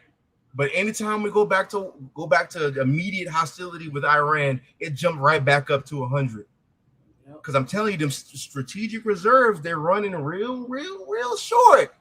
They got to do something. And he ain't go. What's up? I said they got to do something to get this oil. Yeah, they got to do something. So they're running out of time because there's no oil's been going to America and all these other places. Like it's literally been stuck there. So they're running out of time. That's why Trump did what he did. They had to convene and figure out what they're going to do because bombing isn't working, right? Propaganda's not working. Nothing's working, and y'all don't have no oil. So this is what we're getting right now with these energy crises. So yeah, it says it went up to 100 and it went down right now as it is right now. This is going to go right back to where we are in this video as soon as he returns back to hostilities. So this is still relevant. And things are about to get a lot worse because based on the movement of U.S. military assets and a surge of troops into the Middle East, it looks like Trump is looking to escalate the war against Iran, which, you know, doesn't really bode well for the Houthi blockade in the Red Sea, doesn't bode well when it comes to the closure of the Strait of Hormuz. But he's going for it anyway. That's who Trump is. Just totally unhinged, total lunatic. Clearly doesn't care about the health and well-being of his own country and certainly not the global economy. So Tucker Carlson dedicated his latest monologue on this very matter. And I appreciate it so much because something that has driven me crazy, not just during this war, but for years now, is this whole notion of we need to drill more here in the United States to be energy independent. Now, whether or not you think it makes sense to drill more, put that aside. Because what I want to address is the topic of energy independence, which makes no sense when you have a globalized energy market, meaning oil and gas companies sell their product to the highest bidder on the global stage. Unless we nationalize, our oil and gas, you actually really can't do that. I don't know if you guys know this, but we are the top exporter of oil and gas, but we also import a ton of crude. And that's because our refineries here in the United States can only refine a certain type of oil that we can't drill for here in the United States. So we import it from other parts of the world. It is a global economy. There's no such thing as energy independent. We don't have nationalized oil and gas companies, okay? So what they're saying is you can't be energy dependent. It's sold to the highest bidder and throughout the entire globe. So that's the way supply and demand works. You're not just competing with people in America, you're competing with the globe.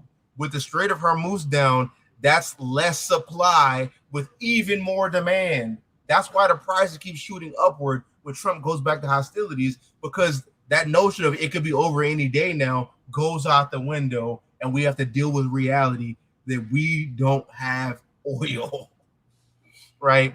And the type of oil we need, we can't produce here or drill for it here. So we need it. America needs it to flow, and not only is America, the global economy needs it to flow, and it's not. You said something? No, I was just agreeing with you. Like, everybody needs this oil. So if Iran doesn't open up these gates, bro, it's just somebody's gonna go to war. Somebody's gonna come take it. It's gonna come to a point. Somebody's gonna have to come up off it. Yeah, and I'm telling you this right now. If they try that with Iran, because the only thing they can do is some modern warfare, we're about to just put boots on the ground. I think modern warfare, that's old school. But if they try boots on the ground, look, that day it's going to be a real dark day in America. It ain't gonna be no more remembering 9/11. They're gonna be remembering when Trump was a retard. Yeah. Now, I think we should have a discussion about potentially nationalizing one oil company. And the reason why I think we should do that is because we should have an entity that's hyper-focused on keeping our strategic petroleum reserves full, But anyway, and that way, when we have a crisis like this, it can mitigate wild spikes in energy prices. But, that would actually take strategy, planning. We don't have a government that has any interest in that. So getting back to Tucker Carlson, he addresses the already poor conditions we're dealing with when it comes to energy and how much it's gone up in recent weeks and months. And the fact that these wars continue, not just in Iran, but also the Ukraine-Russia war, where Ukraine is hitting some of Russia's oil infrastructure, their refineries and stuff like that, that is causing a really big problem when it comes to the supply of energy on the international stage. Take a look.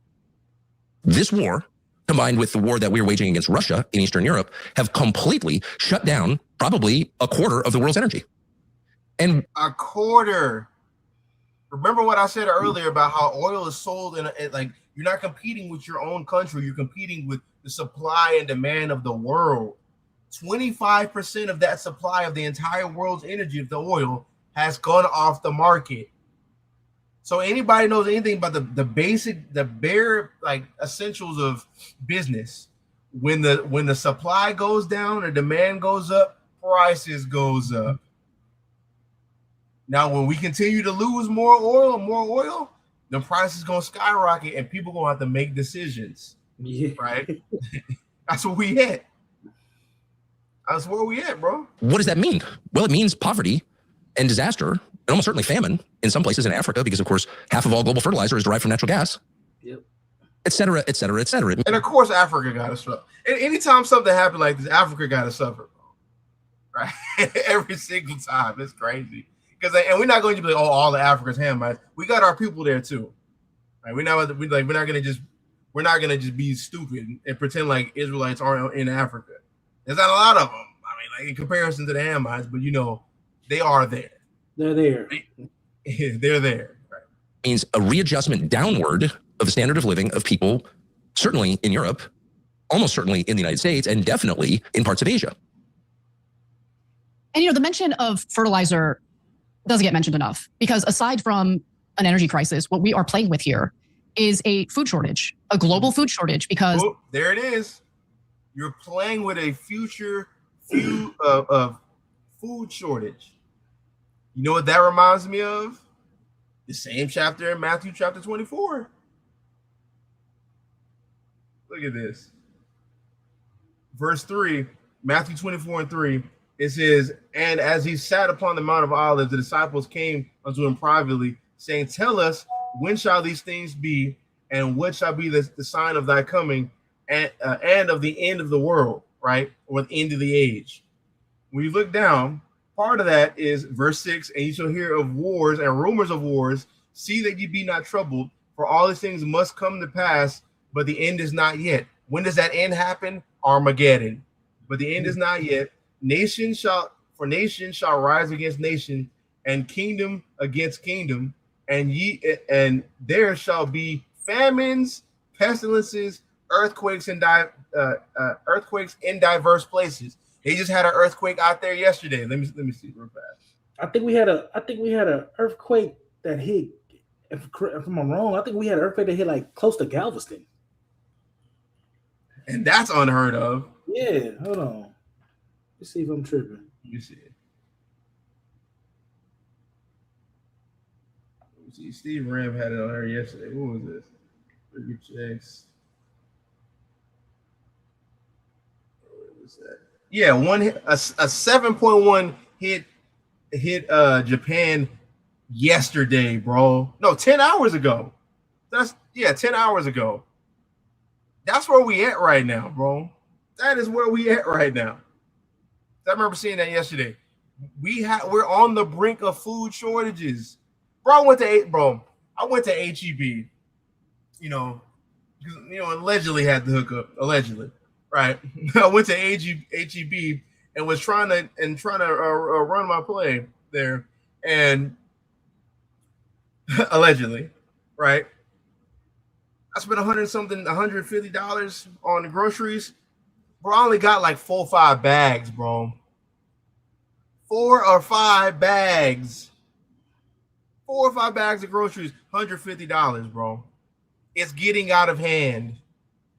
They say grocery prices have went up like in the last year or so. I guess like just last year, about 25%.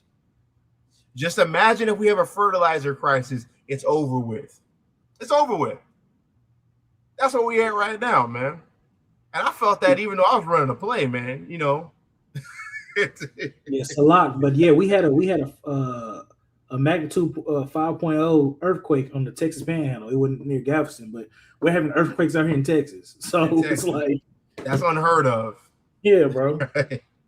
It's crazy, man. A third of the world's fertilizer also transited through the Strait of Hormuz.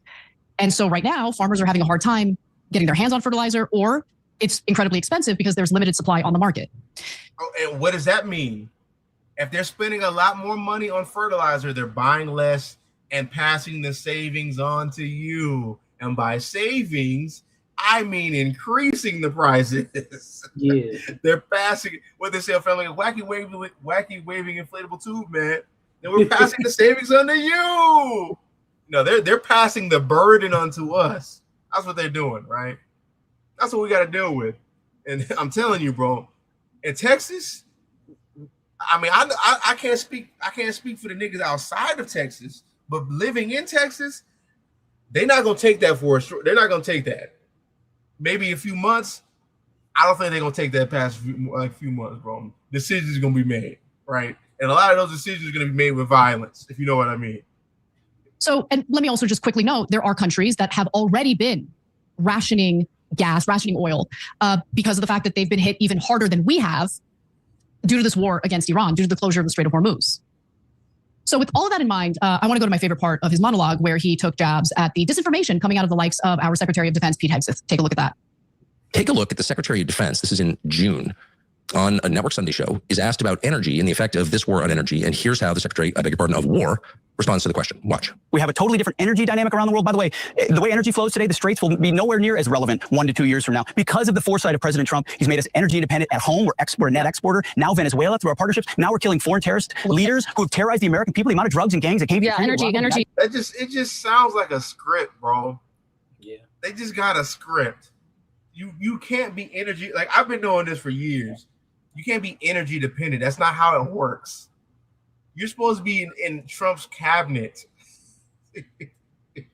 This guy, Pete Kegsbreath, is one of the dumbest people I've ever seen in politics in a while outside of Trump. Side of President Trump, he's made us energy independent at home. We're a net exporter. Now Venezuela through our partnerships. Now we're killing foreign terrorist leaders who have terrorized the American people. The amount of drugs and gangs that came. Yeah, energy prices are pretty high right now. It's a huge deal. So I don't know that the independents are coming down. And you've seen it. They are. There was a very specific point. They're coming down. You made them high, nigga. Yeah, bro. He's tripping. He's tripping. I ain't gonna lie to you, bro. He's tripping. Well, they're coming down. What do you mean they're coming down? You made them high. What the heck? That's like me shooting you. He said, well, I took you to the hospital. Yeah, I like to say. Once you get better. What's up? I say it's the same equivalent. It's like somebody shooting you and they're telling you, well, I helped you get better. I helped you get better. The nigga, you shot me. In there. And it was, look, the Strait of Hormuz is effectively closed. Like, that's measurable. Everybody knows that. It's been closed since April. You kind of can't lie about that. But it doesn't really matter because the Strait of Hormuz is basically becoming irrelevant. Like, really, who cares about the Strait of Hormuz? It's just 20% of global energy. No one really cares because the energy dynamic is changing. Do you know your brain rot index? No, of course you don't. I didn't either because I didn't know what it was. But turns out you might. We arrested Maduro and his wife and put them in a cell. By the way, don't tell Andrew. But if you're on Wi-Fi, you also don't use your data, so you're going to get money back anyway. QIT.com/switch. Because we arrested Maduro and his wife and put them in a cell in New York. And so the energy dynamic is changing. So, of course, in real life, it doesn't mean anything because it was spoken by someone who doesn't know anything. I mean, look, that was a mild criticism, but I'll take it. Pete Hegseth might be the dumbest political figure in the country, maybe even dumber than Trump. And that's just because he's better at articulating his dumb statements doesn't mean that he's smarter. He's so dumb. And I think the thing about Hegseth that's so infuriating is he's both dumb and a liar. And a liar. And that was on full display at the Senate Appropriations hearing this week. Okay, well, putting that aside, that was a statement from Tucker, right? He doesn't know anything. Okay, so what does he need to know? And this is the most important part. What does energy independence actually mean? And is that even possible in our context? Well, he addresses that in the next video. So pre-war, which is to say on February 27th of this year, about 20 million barrels of oil, not even including LNG, but let's just stick to petroleum, oil.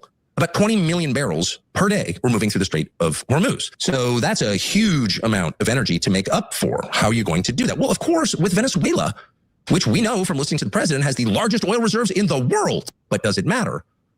Well, it doesn't matter if the oil's still under the ground. So how much oil is Venezuela exporting now? Well, the good news is the number is up. What's the number? Well, it's a little over 1 million barrels a day. 1 million barrels a day. Now, keep in mind, the Strait of Hormuz allowed 20 million barrels a day to go through before the Trump administration decided to kill 1/20th amount of the oil that you got from Venezuela. Bro, Benjamin Netanyahu went over there with his song and dance. Like, well, you took Venezuela, they might shut down the Strait of Hormuz, but you still got Venezuelan oil. It's 1/20th the amount that was on the market. The Strait of Hormuz contributed to 20% of all the oil in the global market. Venezuela accounts for 1 million.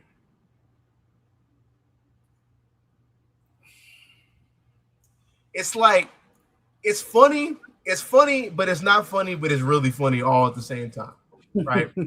It's really funny because you're a moron. It's not funny because it's like, okay, now we got to be incredibly inconvenienced because you're stupid.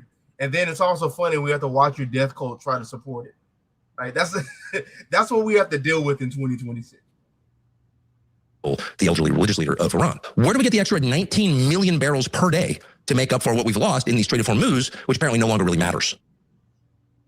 No hint, because there's no answer. And he's right about that. No hint, because there's no answer. And this is something that I've been digging into pretty deeply in my research because I want to know if there is an answer. I want to know if there is some other no longer transiting through the Strait of Hormuz. So like I said, there are some pipeline projects in the works. Some of them have been sped up in order to, respond to this crisis. That's pretty much it on that. But that's where the energy crisis, this right here could cause the dollar to get out of the way for the market of beast. This right here, this energy crisis, like we got to be paying attention to this. We got to be paying attention to this. Let's go into something a little different, right? Now for something completely different. So let me show y'all what the small hats are up to, because it's like these people, the small hats are shekel shaggers. When do they come? 1948. The 48ers. The 48ers. Look at this, right? Now this is going into how I know for a fact they want Hebrew Israelites to be arrested, and they want to do it. They want to do it in a new way. Watch this. We're still fighting the Amalekite War. Just the name of the Amalekites has changed over time. What are we supposed to do about this mess? Okay, we've only been fighting for 3,300 years. Or if you start with Abraham, we've been fighting for 3,800 years. Well, I need to read this first, right? So it says, I came up with this idea due to Al Capone. So this idea, he wants to arrest people who disagree with Judaism and shekel shaggery, right? Or moyam. Moyams. Oh my God. If you disagree with hey, with big bag of baby. Man. If you disagree with that, right? This guy wants to get you arrested. So Zionists in Israel are openly plotting to criminalize anti-Semitic speech as a way to throw political opposition in jail. Kenneth S. Abramowitz, now of course, formerly of the Carlyle Group, tells the 2026 Pulse of Israel conference that Jews are still fighting the Amalekite War and must criminalize anti-Semitism, BDS, Free Palestine, etc., as a legal incitement, right? Is this not an open conspiracy to deprive Americans of their rights? What's that right? Freedom of speech. Now, This also applies to Hebrew Israelites because they believe we are anti-Semitic. And when you watch my videos, it doesn't quite help that, but it's main culprit right here, bro. I mean, I'm caught, but I'm just playing. Not really, actually, but I mean a little bit. But they want to jail people who disagree with their ideologies and Hebrew Israelites. Now we're going to see this. Let's watch their plan. So I have another slide, and the title of this slide is... Look at this slide, bro. Look at it. So they want to ban people who say these slogans, right? The slogan from river to sea, Palestine will be free. This is what they think it means. Implied meaning, genocide of all Jews and Christians in Israel. Theoretical solution. Look at this. The theoretical solution. This is what they want to do. Designate organizations and leaders supporting this platform, domestic and foreign terrorist organizations. That's what FTO is. You're a terrorist if you support this slogan. From river to sea, Palestine will be free. Globalize intifada, I guess is how you say it. What they imply that means is to unalive all Jews in the world. That's what they think that means, right? It says designate organizations and leaders supporting this platform as domestic and foreign terrorist organizations. If you say free Palestine, what does that imply? Unalive all Jews in Israel. Designate the organizations and leaders supporting this platform, domestic and FTOs, right? They even put Al Jazeera News on here. If you deny the Holocaust or October 7th, right, that implies you deny genocide behavior of Nazis and of Hamas respectively. So what are they going to do? Designate your organization and leaders as supporting domestic and FTOs. Oh my God. Bro. This is nuts, bro. Watch him say it. Basically time to criminalize incitement to genocide. So you might want to say, well, why am I using this slide? Well, there's two ways to confront evil. There's more, but pretend there's two ways. One is directly, one is indirectly. The direct way to fight evil is to say we're fighting 21 wars. We're going to create a strategy for each of the 21 wars, the fronts. We're going to allocate the resources necessary to defeat the Reds, the Greens, and the Blues on 21 fronts. Well, that's very expensive, needless to say. And all democracies are undereducated. In other words, they have no clue in terms of knowledge because nobody wants to educate them. And everyone, as we say in America, all democracies are fat, dumb, and happy. And everyone just wants to have a good life. They don't want to hear about 21 wars. They don't want to hear about Reds, Greens, and Blues. They don't want to hear about doubling national security.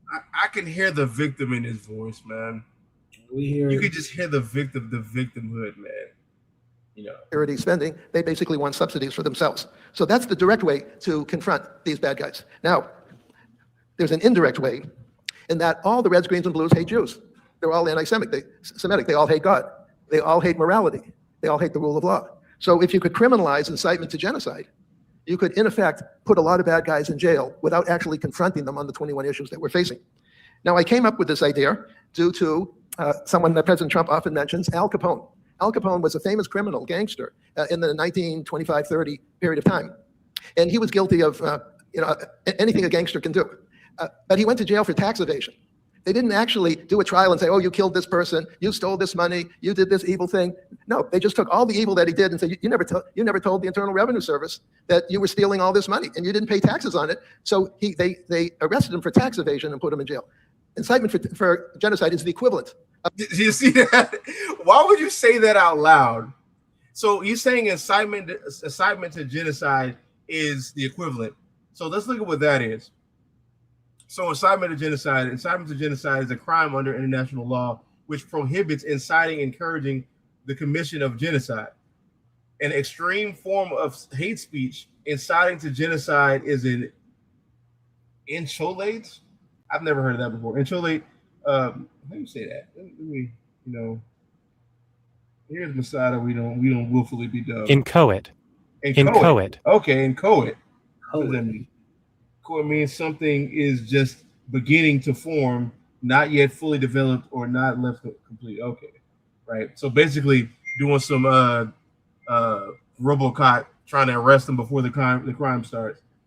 So an extreme form of hate speech, incitement to genocide, is an inchoate offense and is theoretically subject to prosecution, even if genocide does not occur, although charges have never been brought to an international court without mass violence having occurred.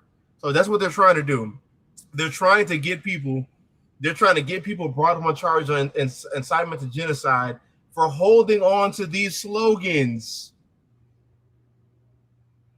to holding on to slogans like from the river to the sea, Palestine be free, free Palestine, BDS, right? Boycott Israel until all Jews are unalived and replaced by Muslim terrorists. That's crazy.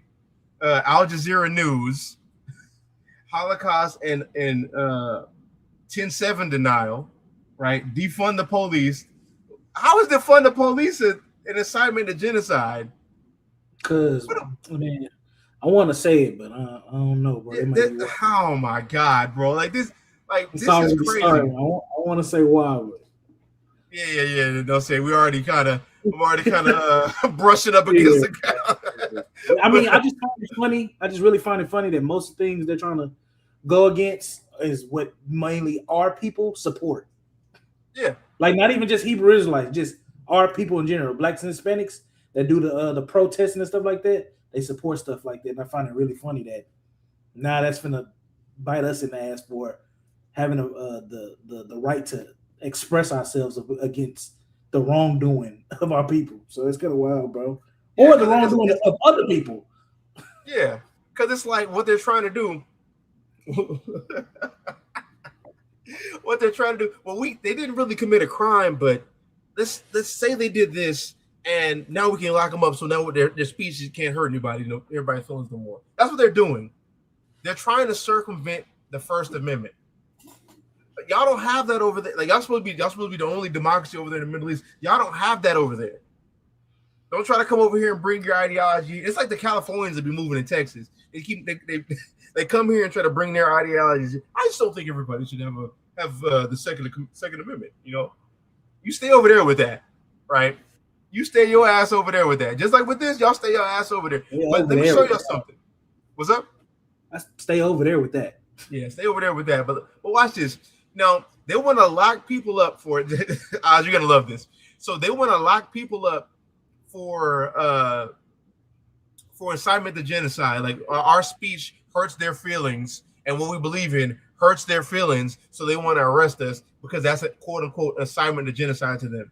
No, what I'm about to show you, this is the same exact day. This is hours apart. This is literally hours apart. This is a Jewish man. This is a Jewish leader. Watch this. It is inevitable that President Trump is going to have to do what he doesn't want to do, which is go in there with this massive all-out attack. There's no other way to stop this. There's no other way to win this war. So, again, he's trying to do the best he can. He's a very nice man. I love President Trump. He doesn't want people to die. He really doesn't. Okay, he's a nice man. But there's no other way to end this. Once you start this, Midnight Hammer was great. Epic Fury was great. Once you start this, there needs to be a finish. And the only finish is complete surrender by the Iranians. I hate to say it, but complete annihilation. Well, complete. So genocide. Oh, genocide. So the genocide of the Persians. See, this is what I be talking about, bro. Like when people want to say when people want to say we're wrong for saying they're the synagogue of Satan, and they want to say we're wrong for saying these people that the Bible, the devil, the Bible speaks of. This is what I mean. They want to have a convention and want to lock people up who disagree with them being the Israelites and disagree with them owning the land, and want to say that's an assignment to genocide. But we'll turn around and say, well, Trump doesn't really want to hurt nobody's feelings. He really doesn't want to do this. But what I think he should do is a genocide. Yeah. Annihilate everybody. Annihilate all of Persia. All right. Like this, and this is the same day. These clips are the same day. But if somebody says defund the police, I'm inciting genocide or trying to terrorize the Jews. That is, hey, bro. Look, the one thing I love about Amalek is they tell on themselves. We don't really gotta do too much explaining, bro. They don't do too much explaining. I gotta read between the lines and just it is what it is. You're right. He said, "You, buddy, good deal. Twice price." Oh my God. But this, I think this more is actually. I love President Trump. I love his his heart, I think, is really for peace. And he's always, I love that even now, this past week, he's still talking about peace and wanting to find and leaving that door open for negotiations. You say the only. Leave it for.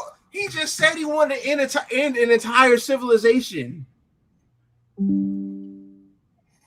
Like, come on, bro. And is annihilation.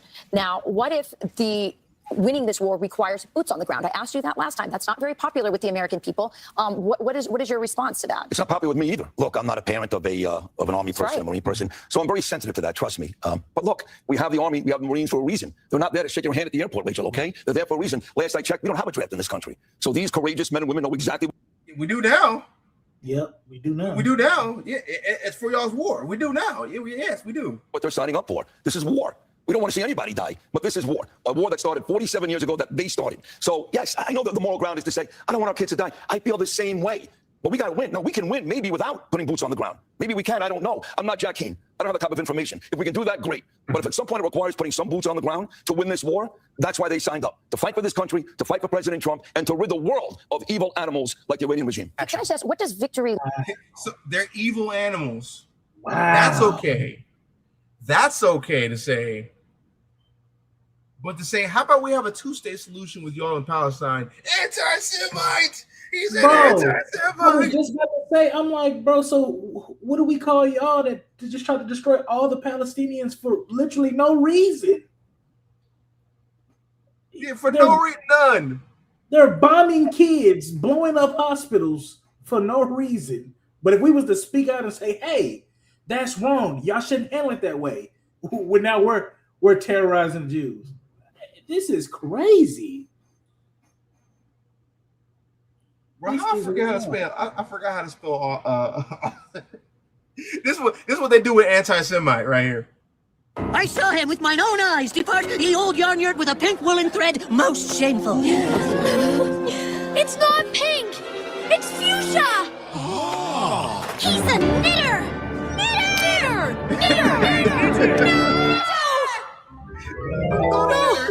No, I'm not a knitter.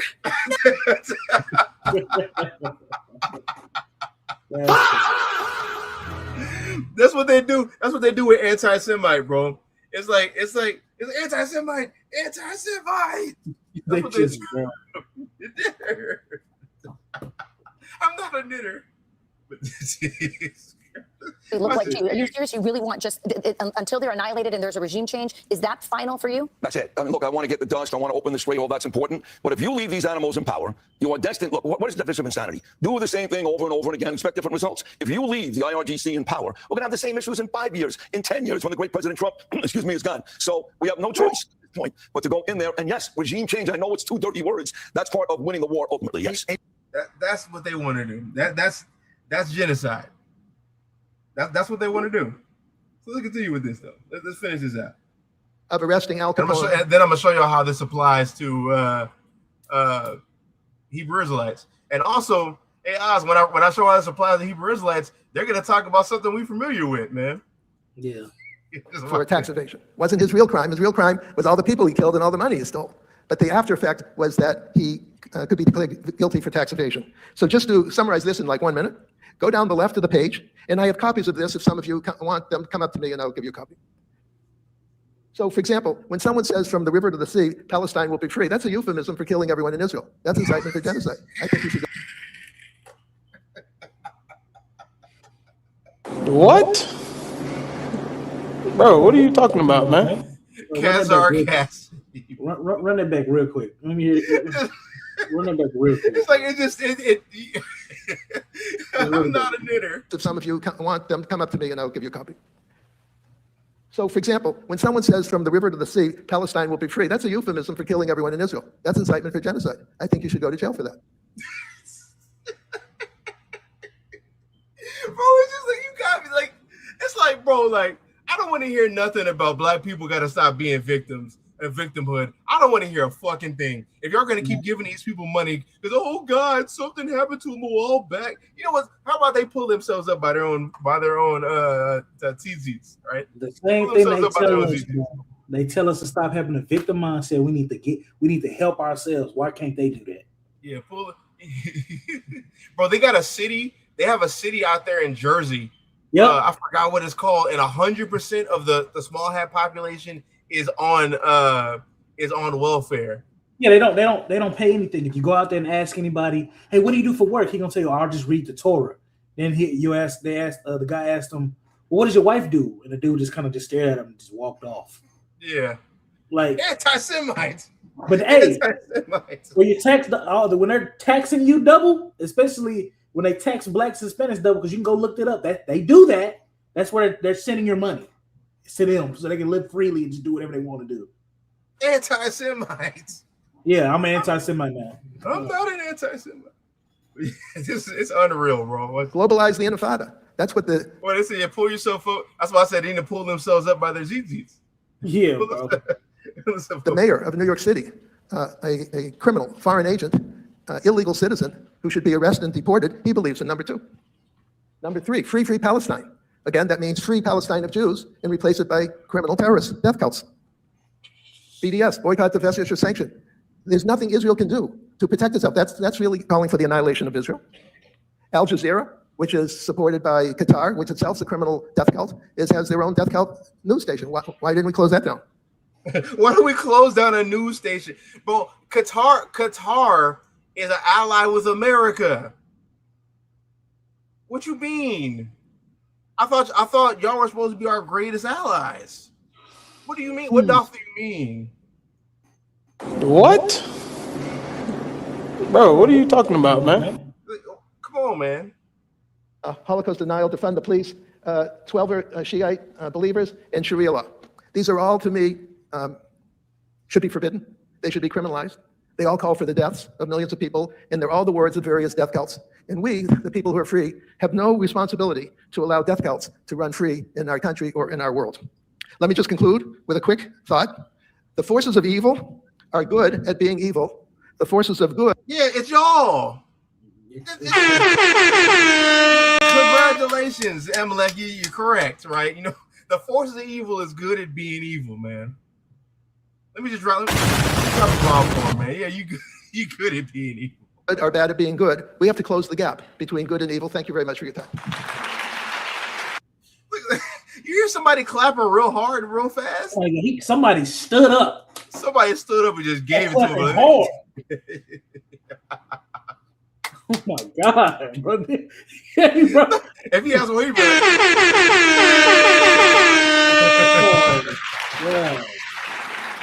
Oh, look at this man walk away. Bro, I can't believe it, bro. I can't even believe it. But let me show y'all how this applies to us, because they want to criminalize just general anti-Semitic speech. After all the regions he took, it's general anti-Semitic speech. Now, how does this apply to you black folks, man? Look, let's go to the good old ADL, man. Let's go to the good old ADL, man, the Anti-Defamation League from the Chief of the Nations, right? So the Black Hebrew Israelites, the blacks. Well, let's see. Gotta say it like Trump. I was the best president for the black man since Abraham Lincoln, and I was probably better than Abraham Lincoln for the blacks. But yeah, let me read this. Yeah, it says, so there are many sects which were, let me zoom this in. I know if I can't read that, y'all definitely can't read that. Let me see. All right. Okay, perfect. It says there are many sects which refer to themselves with variations of the name Black Hebrew Israelites. Some, but not all, are outspoken anti-Semites and racist, right? So that they think that's us too. Yeah. You are not exempt from the list. Look at this. It says, and should be emphasized that the extremist and anti-Semitic sects of Black Hebrew Israelites are unrelated to the thousands of Black Jews and other Jews of color in the United States, right? And that's going to those Falasha Jews, who they call the fake Jews, what they really mean by Falasha, and the Black people who are in Judaism. So they had to go to them to get Judaism. So we're different than them. So it says, let's see, where did I stop at, right? Who are genuine members of the Jewish faith. Furthermore, they should not be confused with Ethiopian Jews who mostly live in Israel today. Anti-Semitic Black Hebrew Israelites, so that's us, Anti-Semitic Black Hebrew Israelites assert that white people are agents of Satan, Jews are liars, and false worshipers of God. Now, I mean, is that really far off? I mean, now, are we lying when we say that? I mean, we just see. I mean, it said Jews are liars. I mean, it just said incite the genocide is wrong, and then y'all just incited genocide. Oh God, Tyrone's back. Jesus Christ, take a day off, Tyrone. That's how I know my live stream is going up. As soon as my live stream starts doing numbers, Tyrone comes out of the woodworks. Is that bro that made? Oh, he got them different. Yes, bro. He's gonna how terrorize. many channels do you got, Tyrone? How are you doing that? I thought, like, you know how much time it take to make all them email addresses to remember the passcode to log into them just to be a douchebag. Bro, just please, we gotta see if he comes back in here. Because you just banned it. I want to see him come back in here. He's coming back, bro. It's never a one and done with Tyrone.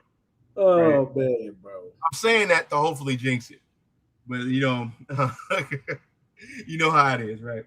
So it says, furthermore, they should not be confused with Ethiopian Jews who mostly live. Oh no, I read that already, right? And blacks are the true chosen people and are racially superior to other ethnicities. Now, what's crazy about that is Jewish people believe that as well. Yeah, y'all believe we are goyim. Y'all believe we're Kushi, right? That was just their N-word, you know. Same thing when I was working with Yodim, that the freaking Amalekites used to try to say to us, freaking Kushi. You know what that means? That means nigga. That's what that means. That's what they mean. That's what they believe we believe. That's what they believe we are. And they're superior to us going in, right? It says, today there are several noteworthy sects of Black Hebrew Israelites. For example, the Sakari Black Hebrew Israelites. Man. Damn. Who's out there doing the work, man? Damn. It says, are a San Diego-based anti-Semitic and a racist fringe religious group whose followers believe that Blacks, Hispanics, and Native Americans are the true descendants of the 12 tribes of Israel.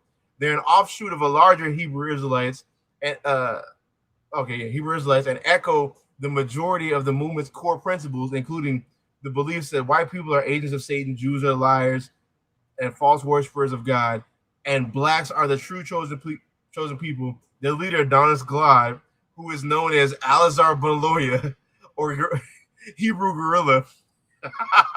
It's the Gorilla Hebrew. It says, while preaching in public, members of this sect may aggressively engage passersby. Some members have also been involved with violent acts. What are those? Right? Because look, you didn't see me on camera. I promise you that. You didn't give me. But I mean, we don't gotta read all of this. But this is because it's gonna go into IUIC and then other places. But this is how they feel about us. If you can't say free Palestine, if you can't say that, and they say that's anti-Semitic, and that's a euphemism or a slogan to be like, oh, unalive all the small hats, right? If that's not okay, being a Hebrew Israelite definitely isn't okay to them. So this applies to us too. This is the project. Like how Ariella said. Let me go back to that. Let me put that back on here. Where did he say? Where did he say it? Where is it? All these people do is project, right? And they're going to be agents of the image of the beast. I'm giving y'all a new one. Well, they also say we're the agents of the image of the beast. Yes, that's what Yahya is putting on you. You guys are agents of the image of the beast because y'all are part of it. White patriotism, Christianity, small hats, or Jews. If you disagree with that, if you think yourself is a Jew, it is a problem. It is what it is. That's what it is, man. But I mean, that's the majority of the show. You got something you want to add, Osgadar? No. Anything you want to plug? Just I would just tell people. I told you he's back. I'm not seeing. I said he's back. Hey, Tyrone, I'm gonna give it to you, but you cold with that. You cold, bro. That boy is cold with that. I just don't have the dedication. I don't have that type of dedication. Like the amount I've probably blocked since I've had this channel, I probably have blocked like 30 of his channels. Like I shit you not, it's probably 30 channels. And he still has more, man. But he is crazy, bro. But he is crazy. Let me go ahead. You're going to do this all over again. But go ahead, let him interrupt. No, I was just going to say, like, for the people out there, bro, y'all need to just pray and fast and get your spirit up, bro, because as we see, we're getting closer to the end. And as it says in Daniel, you know, they're gonna come down hard on the saints, bro. And you gotta get your mind right for that, bro. Just being honest with you. So just keep a lookout for that, bro. Go ahead, yeah. But yeah, like I said in the beginning of this, man, hit that like button on the video. You know, at the end of this live, go back and hype the video. If you truly love us and love what we do, go back and hype that video. You can't do it while it's live, but you can do it as soon as the live is over with. It's free. It doesn't cost y'all nothing. You can keep your shekels in your pocket, right? You can save your shekels when you want to buy that bottle of that yayin, right? No Hebrew, you know what that word means. You can buy it. You can save it. You can save it on your bottle of yayin, right? If you would like to support us, you know, Cash App the Messiah, also Cash App. What's y'all's Cash App? I believe it's it should just be Jeshron. Oh, Jeshron, right? We also got like I said earlier, we also have a PayPal for people who are outside of the United States who want to support us in the description box. Leave a comment, join the membership if you want to get access to the exclusive videos and footage that we got going on. What else? Ooh, what else? I feel like there's something every single time that I forget. Right? I don't know. There's gonna be more. Man, tap in with the music. Tap in with the music from the brothers from Masada and the brothers of Jeshwan. You know we always dropping music, man. Y'all tap in with that, bro. Come support us. Hell yeah, dude. From Masada and Jeshwan, we got talent out here, bro. Texas, we got talent. But yeah, what is that? Zondell, bro. I'm about to go to bed. Now, I'll tell you this. Hit my email. Hit me up on Facebook at Yadi Masada, or you can hit up Oz Gadar. Right? It's spelled just the way it's spelled on here. Hit up Oz Gadar. We can set you up with some smoke. Right? Yeah. I gotta be at work in 8 hours. Right. So if you want smoke, you can set that up. We can do it live, we can do it off whatever. But I mean, it is what it is. I'm going to bed. Shit, I'm gonna eat my food. The Sabbath's over with. Oh, that's what it is. Now I remembered. I have a thing. I'm gonna put it in the probably in the community tab. So for everybody, now let me do this. Let me put it on the screen. So right, I told everybody I updated the website. I got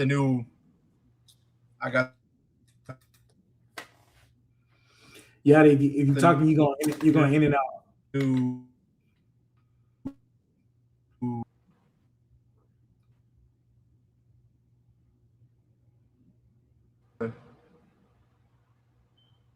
Y'all can hear me?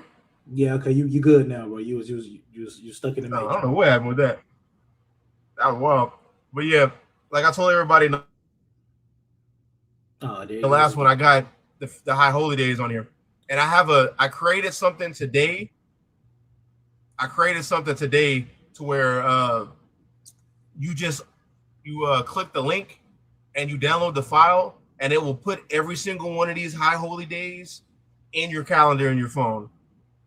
It will put the High Holy Days, it will have the Sabbaths, and it will give you alerts like how your phone does with your calendar. It'll give you alerts based off of those. Like my entire calendar is filled up till the next Hebrew year. Right. And I'm gonna put a link to that file on the community chat. So be on the lookout for that. So that way you don't have to keep going back either to the side or a screenshot and doing all that. It'll already be in your phone. Like let me show you this. Let me show you what I'm talking about.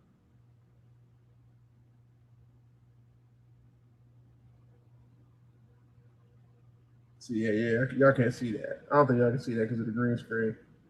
But yeah, all these parts right there that's getting blurred out by the green screen are all the Sabbaths and the new moons for this month. It's already in there. All you literally have to do is click the link and it's all in your phone. So I got all that right. So you better repent, heathens. You better repent. I'm not a knitter. But but yeah, man, I'm gonna say call Yahweh Ba, Shema Mashiach, Yahweh Shai, Shalom, y'all. Shalom.